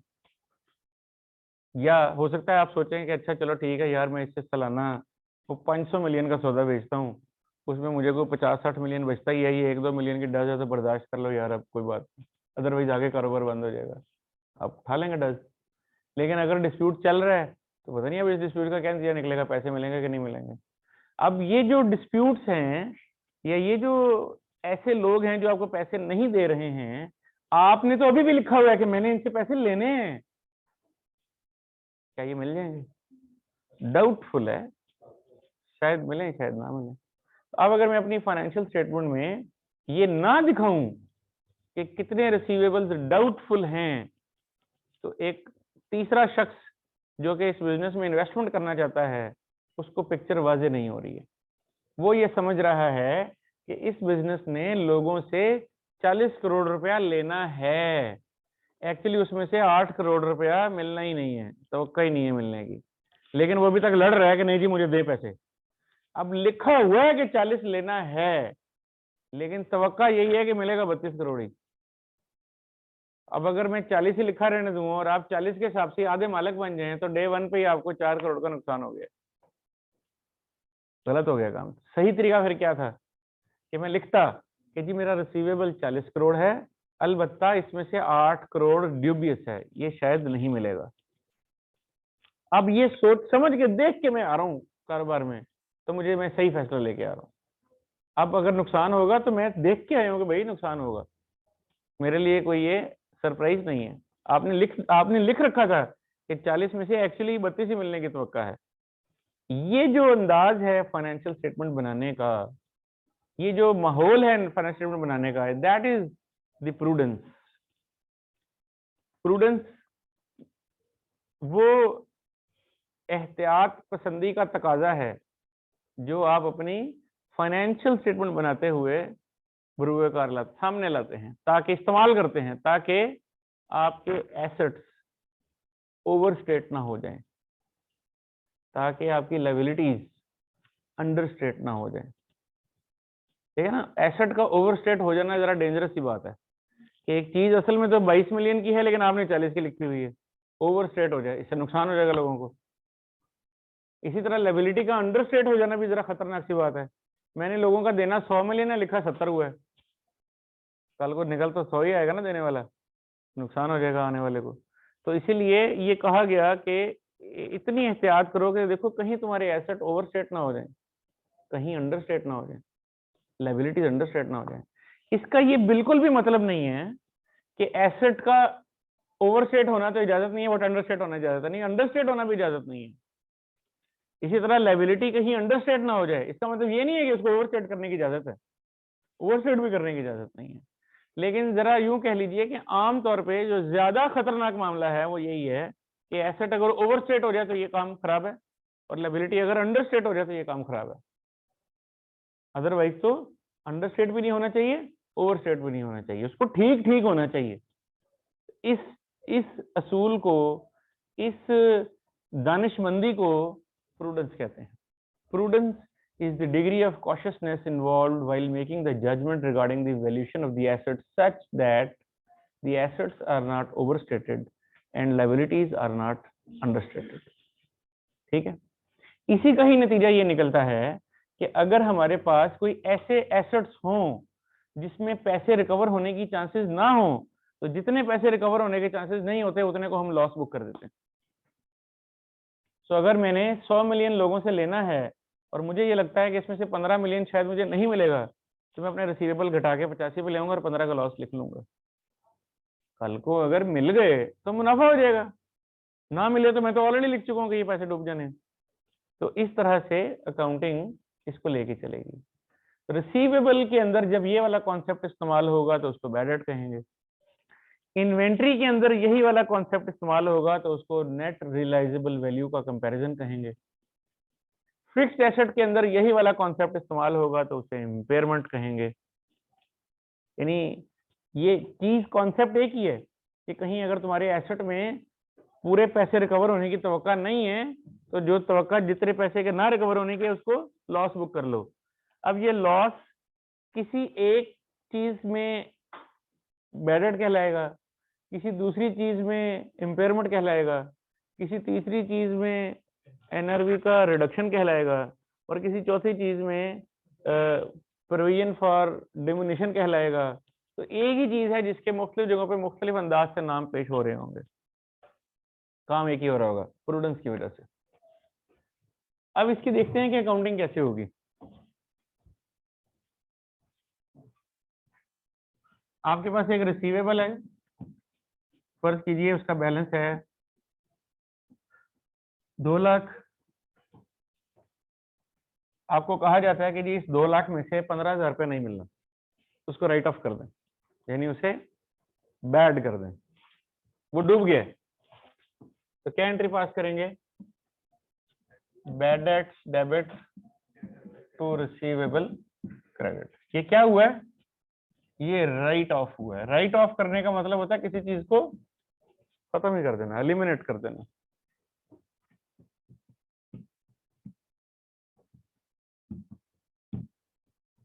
तो बाकी आपका बैलेंस क्या बच गया?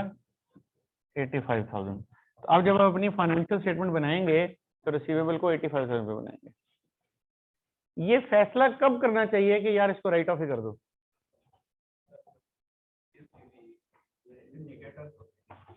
इंडिकेटर्स होते हैं मसलन,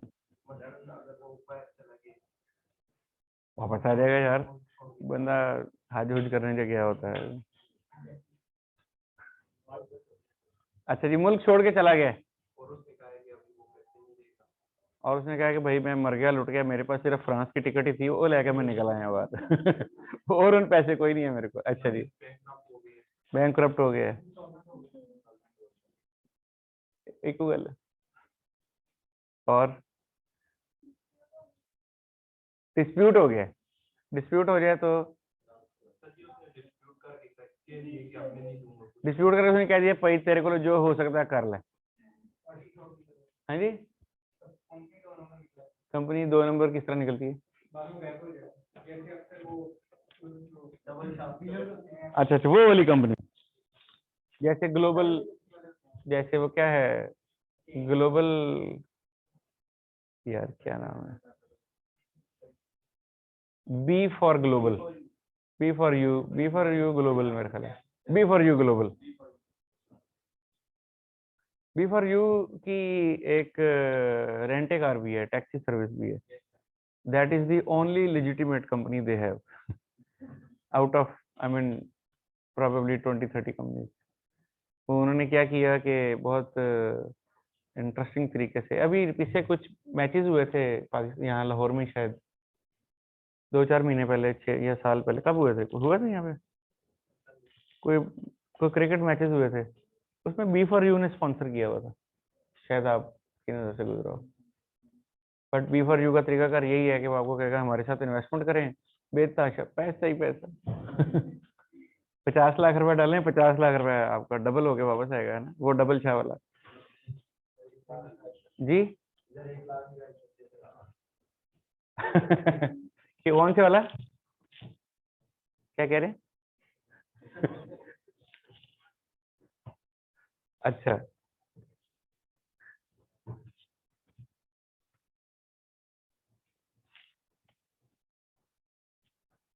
अच्छा जी, एक और रिसीवेबल है जिससे आपने लेना है लेट से 20 मिलियन। इसके साथ हो गया आपका डिस्प्यूट। ये कहता है भाई 18 मिलियन तो तुम्हारा मेरा अनडिस्प्यूटेड है, मैं एग्रीड हूँ, इतने देने हैं तुम्हारे, ये जो ऊपर वाला 2 मिलियन है तुम मुझे एक्स्ट्रा चार्ज कर रहे हो, ये नहीं बनता। अब वो कायल कर रहा है कि बनता है, मैं कायल कर रहा हूँ, मैं कायल कर रहा हूँ कि बनता है, वो कह रहा है कि नहीं बनता, डिस्प्यूट चल रहा है। मेरा ये ख्याल है कि ये जो डिस्प्यूट का हल भी निकलेगा कि आधे आधे करने पड़ेंगे। वो कहेगा अच्छा ठीक है 2 मिलियन का डिस्प्यूट है ना, चलो 1 मिलियन की 10 मैं उठाता हूँ, 1 की तू उठा, भी ठीक है आगे कारोबार तो करना है, तो चलो कोई बात नहीं आधे आधे करते हैं। तो इसका मतलब है कि 1 मिलियन मिल जाएगा और 1 मिलियन नहीं मिलेगा। ये मेरी तवक्का है, अभी फैसला नहीं हुआ, ये मेरी तवक्का है कि यार इवेंचुअली इसका हल यही निकलना है कि चलो भाई नुकसान आधा आधा करते हैं, आधा नुकसान तुम भरो आधा मैं भरता हूँ। तो अगर ये इस तरह से हुआ तो मेरी इस तवक्का का मतलब है कि 1 मिलियन मुझे नहीं मिलेगा। अब अभी जो हमने तरीका पढ़ा उसके मुताबिक एंट्री क्या बनती है? Bad debit receivable credit. लेकिन इसका नतीजा ये निकलता है कि रिसीवेबल राइट ऑफ हो जाता है, रिसीवेबल का वजूद खत्म हो जाता है। अभी तक रिसीवेबल का वजूद खत्म नहीं हुआ, अभी तक वो पैसे 2 मिलियन ही लेने हैं, अभी तक मैं उसको कायल ही कर रहा हूँ कि नहीं तुमने मुझे 2 मिलियन देने हैं, अगर मैंने इसको राइट ऑफ ही कर दिया तो फिर तो मेरी बुक्स में वही 19 जाएगा, फिर तो इसका मतलब मैं उससे डिमांड भी 19 ही करूंगा। मेरी बुक्स में 20 ही रहना चाहिए, ताकि मैं उससे डिमांड कितने पैसे करता रहूं, 20 ही करता रहूं, ताकि अगर मेरा कोई अकाउंटेंट फोन करे या कोई या रिकवरी वाला बंदा, अकाउंटेंट तो नहीं करेगा, कोई रिकवरी वाला बंदा फोन करे तो वो फोन करके उसको जब कहेगा कि सर आपकी पेमेंट रहती है कितनी, तो आप आगे से क्या कहेंगे? अगर आपने 1 मिलियन राइट ऑफ कर दिया हुआ है तो आपका लेजर बैलेंस कितना आ रहा होगा? आप कहेंगे जी 19 मिलियन। ठीक है, तो गलती हो गई ना, आपको तो कहना चाहिए 20 मिलियन। तो ये अकाउंटिंग का रिकॉर्ड गलत है आपको, यानी अकाउंटिंग का रिकॉर्ड आपको हेल्प नहीं कर रहा है, नुकसान पहुंचा रहा है आपको। इस नुकसान से बचने के लिए हमने क्या किया,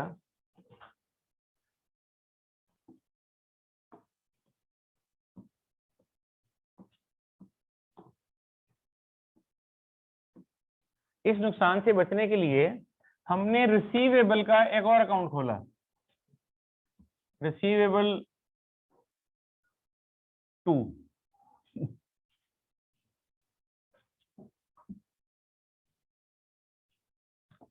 ये मसलन है मिस्टर बी रिसीवेबल, फर्ज करें तो हमने एक मिस्टर बी रिसीवेबल का एक और अकाउंट खोला, प्रसादियों करके छोटा सा लिखा है, new B receivable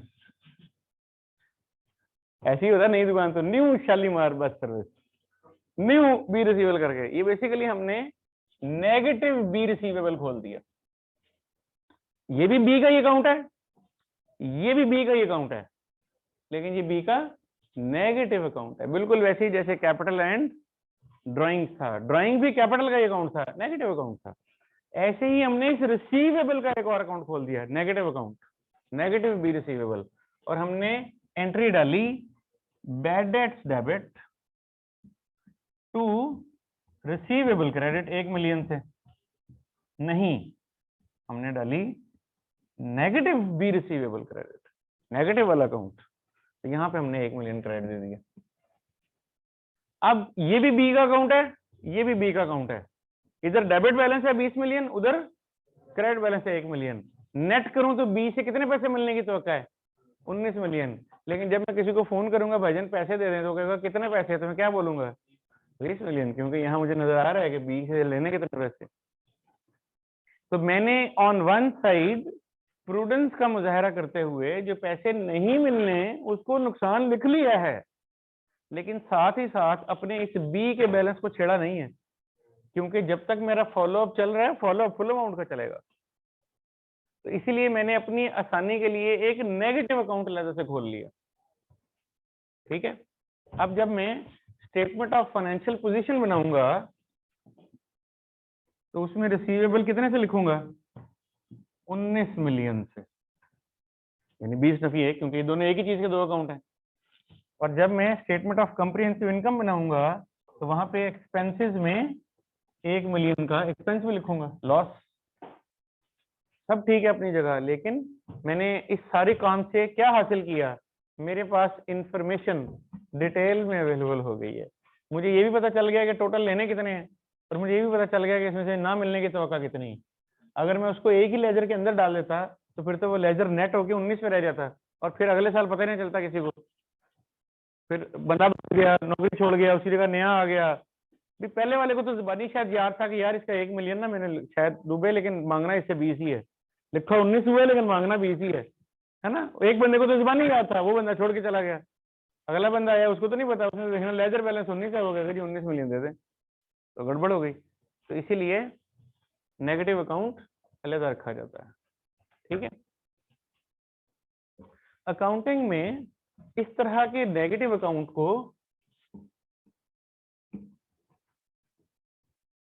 provision account के तौर पे याद किया जाता है, प्रोविजन फॉर रिसीवेबल। ये प्रोविजन फॉर रिसीवेबल दरअसल क्या है? ये रिसीवेबल का ही अकाउंट है, नेगेटिव अकाउंट है, बिल्कुल वैसे ही जैसे परचेजेस का नेगेटिव अकाउंट क्या है? Purchases return. सेल्स का नेगेटिव अकाउंट है सेल्स रिटर्न। कैपिटल का नेगेटिव अकाउंट है ड्राइंग। ऐसे ही रिसीवेबल का नेगेटिव अकाउंट है प्रोविजन फॉर रिसीवेबल। ये असल में रिसीवेबल का ही अकाउंट है। तो अगर मैं आपसे पूछूं कि प्रोविजन फॉर रिसीवेबल की नेचर क्या है, तो आप क्या बताएंगे? शुक्र है आपने ये नहीं कहा बड़े मिलनसार तबीयत का आदमी है। नेचर में 5 में से कोई एक चीज आती है, asset, liability, equity, income, expense. बताइए ये प्रोविजन फॉर रिसीवेबल की नेचर क्या है? एसेट। एसेट है इसकी nature. Negative, negative asset. Negative asset को कॉन्ट्रा एसेट भी कहते हैं। कॉन्ट्रा का मतलब होता है ना किसी चीज के अपोजिट। हाँ, जैसे कहते हैं ना कॉन्ट्राडिक्टरी, किसी चीज के अपोजिट, तो इसको कॉन्ट्रा एसेट भी कहते हैं कि एसेट का नेगेटिव, कॉन्ट्रा एसेट। तो ये जो प्रोविजन फॉर रिसीवेबल है ये कॉन्ट्रा एसेट है, एसेट का नेगेटिव है। और फिर यहां से एक और नाम पॉपुलर हो जाता है, प्रोविजन फॉर बैड डेट। दरअसल ये वही प्रोविजन फॉर रिसीवेबल है, ये वही नेगेटिव रिसीवेबल है जो हमने क्रिएट किया ताकि हम लॉस को रिकॉर्ड कर सकें, क्रेडिट रिसीवेबल को क्रेडिट दे सकें। ठीक है, कोई अब जब भी आपके सामने डेटा आएगा तो आपने सबसे पहले ये देखना है कि ये रिसीवेबल राइट ऑफ हो गया है यानी डूब गया है, या ये रिसीवेबल अभी डाउटफुल हुआ है। अगर वो रिसीवेबल अभी डाउटफुल है इसका मतलब अभी तक डूबा नहीं है।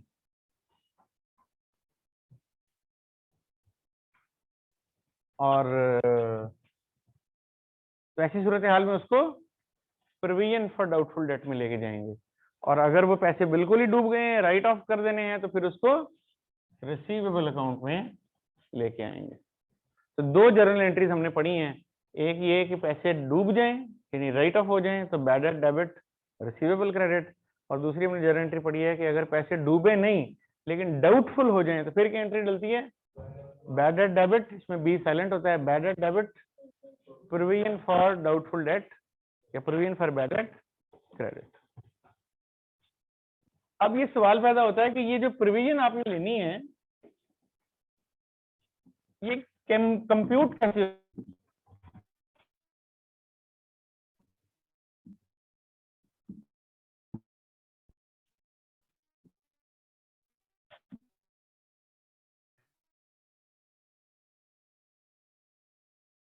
आप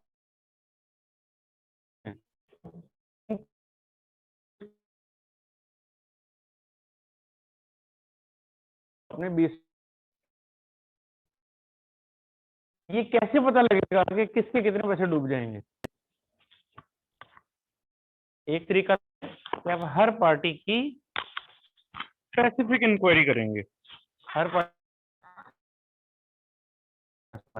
इसके हालात देखो ठीक है, ये पैसे दे देगा, अच्छा आदमी है, माजी में भी पैसे हमेशा देता है, कभी इसकी तरफ से पैसे डूबे नहीं है, हालात भी ठीक है, मिल जाएंगे पैसे। अगला बंदा इसकी चेक करें, पता लगा ठीक है मिल जाएंगे पैसे, अगला बंदा मिल जाएंगे पैसे, अगला बंदा मिल जाएंगे पैसे।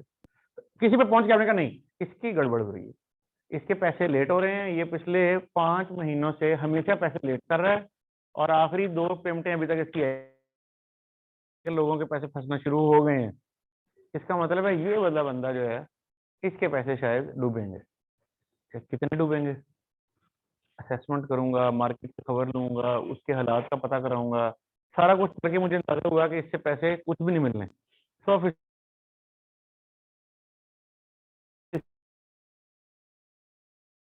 मैं कहूँगा अच्छा भाई इससे 3 लाख रुपए लेना है, ये 3 सारा ही नहीं मिलना। 2 काम करूंगा, पहला तो इंस्ट्रक्शन दे दूंगा आइंदा इसको माल नहीं देना, क्योंकि पहले ही मिलने के चांसेस नहीं है तो मजीद क्यों बेच दूंगा, माल नहीं देना। और दूसरा 3 लाख रुपया प्रोविजन क्रिएट करूंगा, मैं कहूंगा कि इससे 3 लाख रुपए नहीं मिलना। ठीक है, और अभी चूंकि डाउटफुल है लिहाजा प्रोविजन हो रही है, अगर कंफर्म होता तो राइट ऑफ कर देता। स्पेसिफिक प्रोविजन यानी आपने खास स्पेसिफिक उस बंदे को आइडेंटिफाई करके सोचा कि इसके इतने पैसे डूब जाने। स्पेसिफिक। इसके बरस दूसरा तरीका क्या है, आप कहें यार मेरा माजी का तजर्बा ये कहता है कि जितने भी रिसीवेबल हो ना उसका 2-3% डूब ही जाता है, वो पता नहीं किसका डूबेगा लेकिन कोई ना कोई जरूर डूबेगा। मिसाल के तौर पे, मिसाल के तौर पे कोई एग्जांपल आप दीजिए।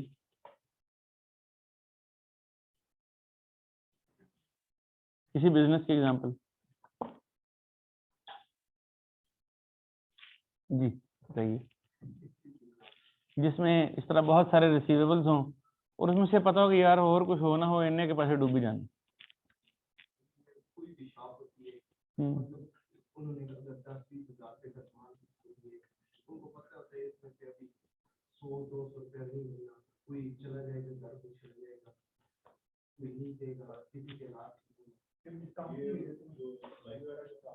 कौन करते हैं? कौन सी सप्लाई? अच्छा, वो तो नकद पे नहीं बेचते, वो तो नकद पे नहीं बेचते कि भाई उसमें शॉर्ट हो जाता है।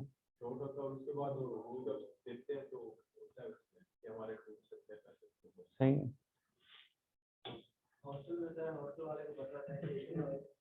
बहुत जबरदस्त एग्जांपल आ रही है। आपका हॉस्टल है, हॉस्टल में कोई 100 बच्चा रहता है और उसको पता है किसी ना किसी का, पता नहीं किसका, समवन विल क्या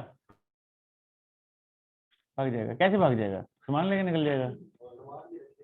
अच्छा सामान भी रख के निकल जाएगा, वो पता है सामान भी इन्हें तो नहीं आएगा।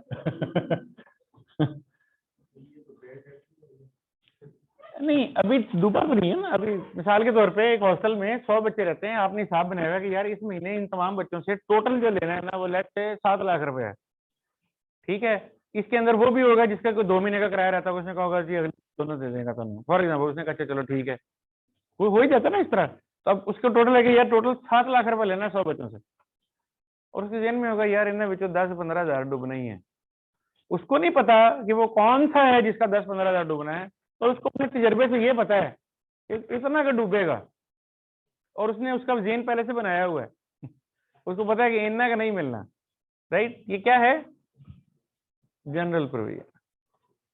एक किस्तों का कारोबार करने वाला चीजें किस्तों में बेचता है, ठीक है, उसको पता है कि यार मैंने इतने 100 लोगों को चीजें किस्तों पे दी हुई हैं, किसी ना किसी की किस्त मरनी है, कोई ना कोई ऐसा जरूर निकलेगा इसमें से जिसके पैसे डूबेंगे।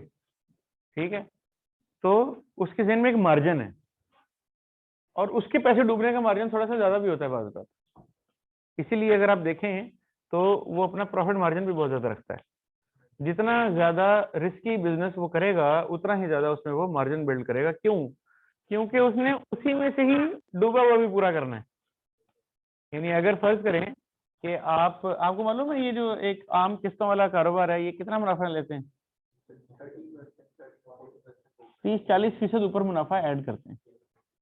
तो 40% मुनाफा क्यों ऐड कर रहा है? क्योंकि उसको पता है कि बीच में से 5-10% डूबना भी है, और इसके अलावा जाहिर है रिस्की है। यानी the more you take risk the more the gain you will expect. आप जब सोचें कि आप किसी को उधार दे दें और फिर रिकवरियां भी करें, फिर उसको बंदे भी रखने पड़ेंगे जो हर महीने लोगों को फोन करेंगे, उनके घरों को जाएंगे। कोई बंदा कहेगा मैं आ रहे हैं, मैं शाम को आ रहे हैं, मैं सवेरे आ रहे हैं, मैं ऐसे करके पीछे मैं कसाई की दुकान से खड़ा होने आया, ठीक है, मेरी मोटरसाइकिल पंचर हो गई है, आ रहे हैं, बस तेरे को ही आ रहे हैं, मोटरसाइकिल पंचर हो गई। so this kind of nuisance they will face, so they expect a higher margin, right? Bank भी बिल्कुल यही काम करता है। बैंक भी जब किसी को अनसिक्योर्ड डेट देता है, जिसको आमतौर पे आप पर्सनल लोन कहते हैं, अमूमन इश्तारों में भी आता है पर्सनल लोन, इतनी सैलरियों तक का पर्सनल लोन ले लें, ये कर लें, वो कर लें, उस पर भी इसी तरह कोई तकरीबन 30-35% तक का इंटरेस्ट का रेट होता है। ठीक है, और उसके बरक्स वही बैंक एक सिक्योर्ड लोन जब देता है वो 11-12% पे दे देता है। तो एक जाने वो 30-35% लगा रहा है, दूसरी जाने वो 10-11% लगा रहा है, कितना फर्क है। लेकिन उसको पता है वहां वो सिक्योर्ड है, यहाँ उसको है कि वो बिल्कुल ही कोई पता नहीं पैसे मिलेंगे कि नहीं मिलेंगे। फॉर एग्जाम्पल क्रेडिट कार्ड के ऊपर जो इंटरेस्ट की शरह है वो तकरीबन कोई 35-36%, 40% जैसी है। हर बैंक का थोड़ा बहुत फर्क होता है, 2% किसी का कम होता है, किसी का ज्यादा होता है, बट मिलता जुलता इसी रेंज में ही होता है। सो आपकी ये जो पैसे डूबने की प्रोबेबिलिटी है, ये स्पेसिफिक कैलकुलेट भी हो सकती है, ये जनरल भी हो सकती है। स्पेसिफिक ऐसी होगी कि आप स्पेसिफिकली उस पार्टी को बाय नेम पहचान के कहेंगे कि इस बंदे के इतने पैसे शायद नहीं मिलेंगे, ये स्पेसिफिक है। और जनरल में आप बस एक ओवरऑल परसेंटेज ले लेते हैं कि यार मुझे अपने पास तजर्बे से मालूम है कि 5% पैसे डूब ही जाते हैं। तो अच्छा, इसका मतलब है अगर मैंने 20 मिलियन लिखा है तो इसमें से 1 मिलियन जो है वो शायद डूब ही जाएगा।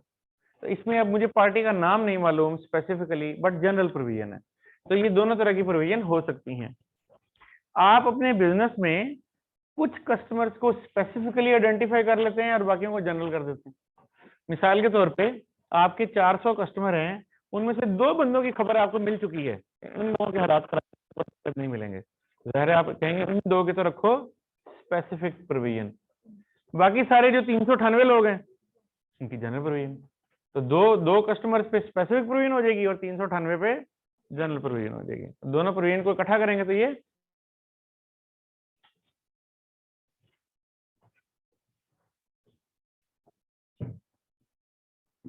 provision at the rate of 5% of debtors is to be maintained। फर्ज करें कारोबार ने अपने तजर्बे की बुनियाद पर ये पॉलिसी बना रखी है कि वो 5% डेटर का समझेंगे कि वो नहीं मिलेगा। अब फर्ज कीजिए कि आपका रिसीवेबल है 20 मिलियन,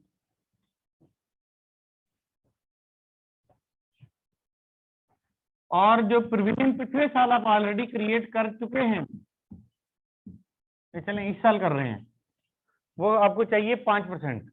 इसका मतलब है 1 मिलियन की एंट्री डलेगी, है ना। इसका कैरियर में बैलेंस 1 आ गया और इसका कैरियर में बैलेंस 20 आ गया। ये काम वही है जो पीछे थोड़ी देर पहले भी मैंने किया था। अच्छा, अब अगला साल आ गया,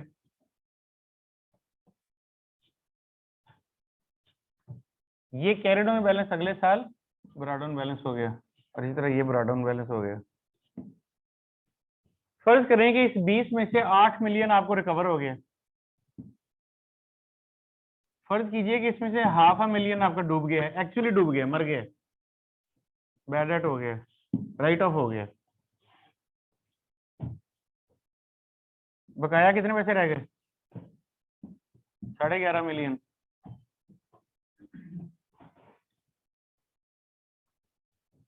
अब आपके पास प्रोविजन कितनी होनी चाहिए? 11.5 मिलियन का 5%। क्योंकि कारोबार ने अपने तजर्बे की बुनियाद पर असूल क्या रखा है कि जो मेरा रिसीवेबल होगा उसका 5% मैं प्रोविजन मेंटेन करूंगा। तो 11.5 का 5% कितना बना? 0.575। तो इसका 5% बना 0.575 मिलियन, यानी 5,75,000 रुपए। पहले मेरे पास 10 लाख, 1 मिलियन। अब मुझे चाहिए कितनी है? 575। ये जो चाहिए कितनी है ना, ये मेरा क्लोजिंग बैलेंस है। आप, मैं कहता हूँ यार आपकी जेब में होना चाहिए 1500। बताइए आपकी जेब में कितना होना चाहिए? 1500 ही होना चाहिए। तो आपका क्लोजिंग बैलेंस 1500 होना चाहिए। मैं कहता हूँ भाई घर से निकल रहे हो ना, तुम्हारी जेब में 1500 रुपया होना चाहिए। अब बताइए आपकी जेब में कितना बैलेंस होना चाहिए? 1500 होना चाहिए। यही मैं कह रहा हूँ कि मेरा क्लोजिंग बैलेंस इतना होना चाहिए ताकि वो 5% हो जाए।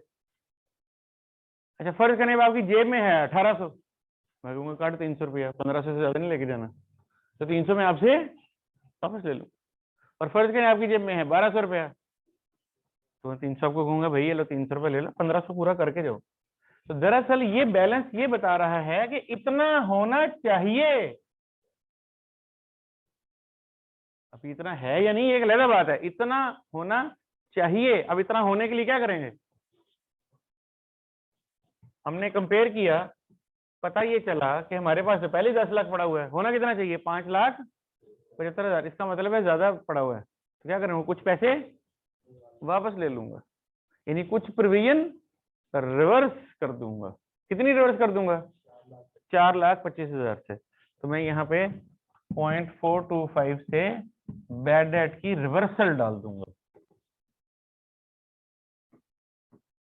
मैं यहाँ लिखूंगा provision for bad debts debit to bad debts credit 0.425।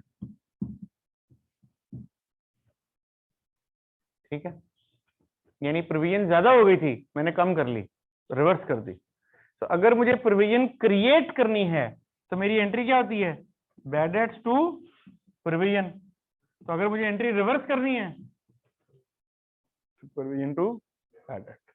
इस प्रोविजन टू बैड डेट का मतलब क्या है, प्रोविजन डेबिट होने का मतलब है प्रोविजन कम हो गई है, और बैड डेट क्रेडिट होने का मतलब है एक्सपेंस कम हो गया है। रिमेंबर, एक्सपेंस क्रेडिट हो तो क्यों क्रेडिट होता है, रिड्यूस हो तो क्रेडिट होता है, एक्सपेंस डिक्रीज हो तो क्रेडिट होता है। तो एक्सपेंस डिक्रीज हो गया है, क्यों, मैंने पिछले साल 1 मिलियन का एक्सपेंस लिखा था, आज उसको कम कर रहा हूं। मैं कह रहा हूं अब इतनी प्रोविजन नहीं चाहिए, कम कर रहा हूं। एक और एग्जांपल लेते हैं। आपने ये सोचा कि एक बंदा है, इसके पैसे डूब जाएंगे, 40 मिलियन लेना था, आपका ख्याल है इसमें से 3 मिलियन नहीं मिलेगा, आपने 3 मिलियन की प्रोविजन क्रिएट कर ली, 3 मिलियन का लॉस बुक कर लिया, उसने सारे पैसे दे दिए। अब क्या करेंगे, प्रोविजन रिवर्स कर देंगे, लॉस को रिवर्स कर देंगे। भैया आपका ख्याल था कि ये पैसे डूब जाएंगे, आपको काफी रिस्क था कि ये पैसे डूब जाएंगे, आपने प्रोविजन रख ली, नहीं डूबे, जब मिल गए तो इसका मतलब है वो जो प्रोविजन में रख चुका हूँ वो ज्यादा, वो फालतू रख बैठा हूँ। अब क्या करूंगा, उसकी रिवर्सल करूंगा। जब रिवर्सल करूंगा तो क्या बन जाएगा, गेन बन जाएगा। जब आपने पिछले साल उसकी प्रोविजन क्रिएट की थी तो आपने उसको लॉस लिख लिया था, आज जब आप उसकी रिवर्सल कर रहे थे तो दरअसल ये आपका गेन बन गया, यानी रिवर्सल ऑफ लॉस हो गई है। अब रिवर्सल ऑफ लॉस का मतलब यही है, गेन हो गया।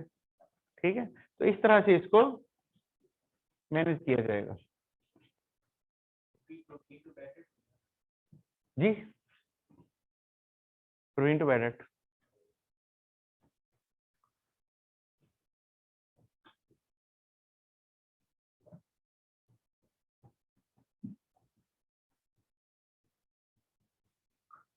बैड डेट्स रिकवर्ड,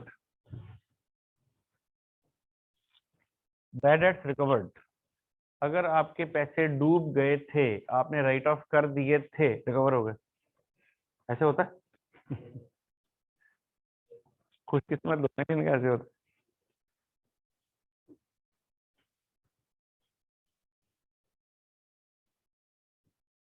ये तो वो नहीं होता कि वो, ये डेटर सजाद अली ने इनके बारे में शायद वो कहा है ना कि मैं डूब रहा हूँ मगर डूबा तो नहीं हूँ। हमने तो डुबो दिया था, उसने कहा भाई अभी नहीं डूबा हूं, मैं पैसे देने के लिए आ रहा था, तूने इतनी बेतवारी कर ली है। तो ये बैड डेट्स रिकवर्ड के बारे में सजाद अली साहब का कहना है कि मैं डूब रहा हूँ, डूबा तो नहीं हूँ। और वो आके पैसे देंगे, तो मैं कहा हेलो भाई पैसे। तो जब मुझे वो पैसे मिले तो फिर क्या करूंगा, एक तो मुझे पैसे मिल रहे हैं तो कैश डेबिट करूंगा, और माजी में जब ये पैसे डूबे थे तो मैंने कहा था मुझे नुकसान हो गया है, अब वो नुकसान रिकवर हो गया है। तो जब पहले माजी में नुकसान लिखा था तो नुकसान को डेबिट किया था, आज उस नुकसान को रिवर्स करूंगा, तो बैड डेट्स क्रेडिट कर दूंगा। एक कॉमन मिस्टेक ये है कि स्टूडेंट क्या करता है, वो बैड डेट की जगह रिसीवेबल क्रेडिट कर देता है। वो कहता है कस्टमर से पैसे मिले, क्या ही डेबिट कस्टमर क्रेडिट, नहीं, कस्टमर क्रेडिट नहीं, बैड डेट क्रेडिट। क्यों कस्टमर क्रेडिट नहीं, इसलिए कि कस्टमर तो आपकी बुक्स में एग्जिस्ट ही नहीं करता, अब आप उसको राइट ऑफ कर चुके हैं, आपकी किताबों में अब उस कस्टमर का कोई वजूद ही नहीं है। आपने उससे 50,000 लेना था, नहीं मिला, आपने राइट ऑफ कर दिया, वो जीरो हो गया आपकी बुक्स में से, खत्म हो गया। अब दो तरीके हो सकते हैं, एक तरीका ये हो सकता है कि आप सिंपली कैश डेबिट करें और बैड डेट्स क्रेडिट कर दें। एक दूसरा तरीका ये हो सकता है कि पहले आप डेटर को फिर से पैदा करें, receivable debit bad debts credit, यानी माजी में जब आपने बैड डेट्स को राइट ऑफ किया था तो क्या एंट्री डाली थी? बैड डेट डेबिट, आज वो रिवर्स कर दी। अब बैड डेट रिवर्स हो गया और रिसीवेबल फिर से डेबिट होके पैदा हो गए। अब आप उसे पैसे ले लें, कैश डेबिट रिसीवेबल। लेकिन अगर इन दोनों एंट्रीज का निचोड़ देखें तो क्या है? Cash debit, bad debt credit. क्योंकि रिसीवेबल डेबिट रिसीवेबल क्रेडिट तो कैंसिल हो गया, तो बचा क्या? Cash debit bad debt credit. तो इसीलिए दो एंट्रीज भी हो सकती हैं, एक भी हो सकती है। सिंगल एंट्री में आप बस कैश टू बैड डेट कर देते हैं, और दो एंट्रीज में आप पहले उस रिसीवेबल को दोबारा से क्रिएट करते हैं और फिर उससे रिकवरी कर लेते हैं। तो ये बाज़ औक़ात क्वेश्चन में ये बता दिया जाता है कि भाई हमें एक डेटर से रिकवरी आई थी और बाद में पता चला और हमने उसको डेटर के अकाउंट में क्रेडिट दे दिया। हमें एक डेटर से रिकवरी आई, रिकवरी बैड डेट की रिकवरी आई, और हमने उसको डेटर अकाउंट में क्रेडिट कर दिया है, यानी हमने उसको रिसीवेबल अकाउंट में क्रेडिट कर दिया। पता लगा ये तो गलत हो गया, यानी पैसे आए तो हमने क्या किया? कैश डेबिट रिसीवेबल क्रेडिट करना क्या चाहिए था? अब ठीक कैसे करूंगा? अब कैश डेबिट, यानी कैश डेबिट रिसीवेबल क्रेडिट वो कर चुका है। ठीक कैसे करूंगा? Receivable debit bad debt credit करके। दोनों एंट्रियां पूरी होंगी तो काम ठीक हो जाएगा ना। वो कहता है मुझे कस्टमर से पैसे मिले, डूबे हुए पैसे मिले, मैंने उसको रिसीवेबल में क्रेडिट कर दिया। इसका मतलब है मैं ये एंट्री कर चुका हूँ, कैश डेबिट रिसीवेबल क्रेडिट। अब ठीक कैसे करूंगा? ये वाली एंट्री कर, रिसीवेबल डेबिट और बैड डेट क्रेडिट। ठीक है, तो अब आपके पास चॉइस क्या है? ये दो एंट्रीज कर लीजिए या ये इधर वाली एक एंट्री कर लीजिए, दोनों का मतलब एक ही है। कोई सवाल? जी बिल्कुल लिखेंगे।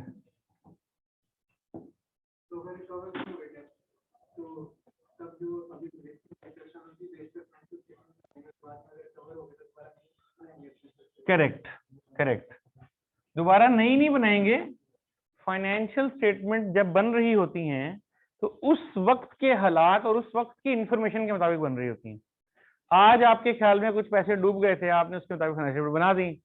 4 महीने बाद आप दोबारा से फाइनेंशियल स्टेटमेंट बना रहे हैं और उस वक्त वो पैसे रिकवर हो चुके हैं या दोबारा से उससे वादा हो गया और आपको यकीन हो गया कि नहीं ये पैसे मिल जाएंगे, तो आप क्या करेंगे? इस दफा आप उसको रिकवर कर लेंगे।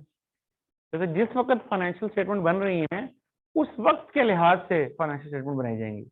आपने गुड्स खरीदी 50 मिलियन की 4 महीने पहले, और कोई ऐसा मसला हुआ कि गुड्स की वैल्यू गिर गई है, तो 50 मिलियन वाली चीज हो गई है 15 मिलियन की। तो आज जब फाइनेंशियल स्टेटमेंट बनाएंगे तो उन गुड्स को कितने पे दिखाएंगे? 15 मिलियन पे, और 35 का नुकसान दिखाएंगे। अच्छा, 4 महीने बाद आप फिर फाइनेंशियल स्टेटमेंट बना रहे हैं और हालात वो जिनकी वजह से गुड्स की वैल्यू गिरी थी वो हालात वापस हो गए, वो हालात रिवर्स हो गए, और आज वो चीजें 50 की ही बिक जाएंगी। अब क्या करेंगे? आप चीजों को फिर 50 पे दिखाएंगे, और वो जो 35 का पहले नुकसान बुक किया था आज उस नुकसान को, तो जिस मौके पे फाइनेंशियल स्टेटमेंट बन रही है उस मौके के ऊपर क्या हालात हैं उसके हिसाब से बनेगी। बाद में बदल जाएगी तो बदल देंगे, लेकिन ये नहीं करेंगे कि पिछली वाली को बदल देंगे।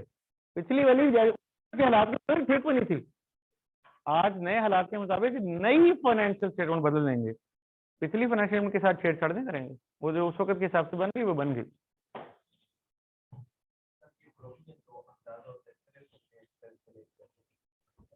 क्योंकि अगर हम ये ना लिखते, प्रोविजन को अगर हम ना लिखते तो फाइनेंशियल स्टेटमेंट मिसलीडिंग हो सकती थी।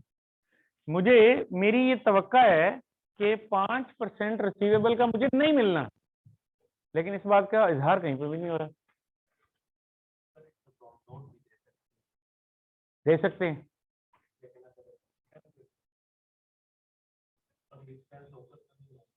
एक्सपेंस क्या होता है? नहीं, उसकी कोई डेफिनेशन होगी, कोई क्राइटेरिया होगा। Expense comprises 2 elements, one is the business operational expense and other is the loss.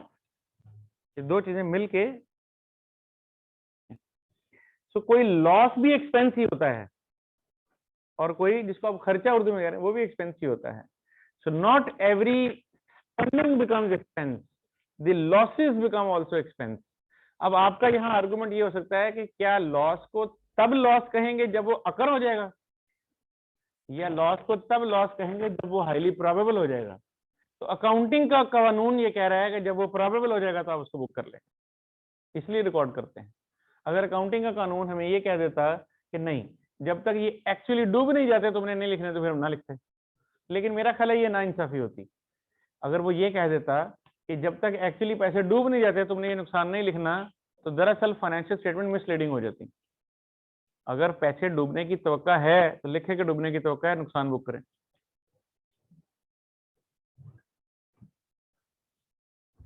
Okay, कोई सवाल? यहाँ पे हम करते हैं 10 मिनट की ब्रेक और उसके बाद हम अब इसके क्वेश्चन सॉल्व करना शुरू करते हैं। ठीक है?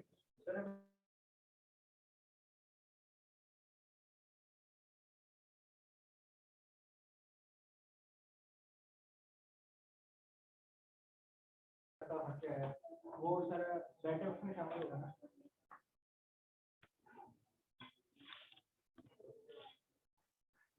एक सेकंड है। ऑल प्रीवियस लेक्चर की रिकॉर्डिंग मिल सकती है? जी मिल सकती है, कॉलेज से रब्ता करें। आबिद या अब्दुल हसीब? अब्दुल हसीब। कोई अल्लाह का नेक बंदा, मैंने कहा नाक बंदा होगा, कोई अल्लाह का नेक बंदा हो तो ऐसा हो जाता है। जी मैंने अब्दुल हसीब बता दिया, मिल सकती है। ओके, 10 मिनट की ब्रेक है, इसके बाद हम सवालात का आगाज करते हैं। मंडे को करेंगे? अच्छा, 10 मिनट की ब्रेक है, उसके बाद 10 मिनट हम पढ़ के खत्म कर देंगे। मैं आपको काम तो साइन कर दूं ना, सवाल तो दे दूं, मैं सवाल ला के आपको दे दूं, या वो भी ग्रुप पे डाल दूं? ग्रुप पे डाल दूंगा। ठीक, thank you very much, Allah Hafiz.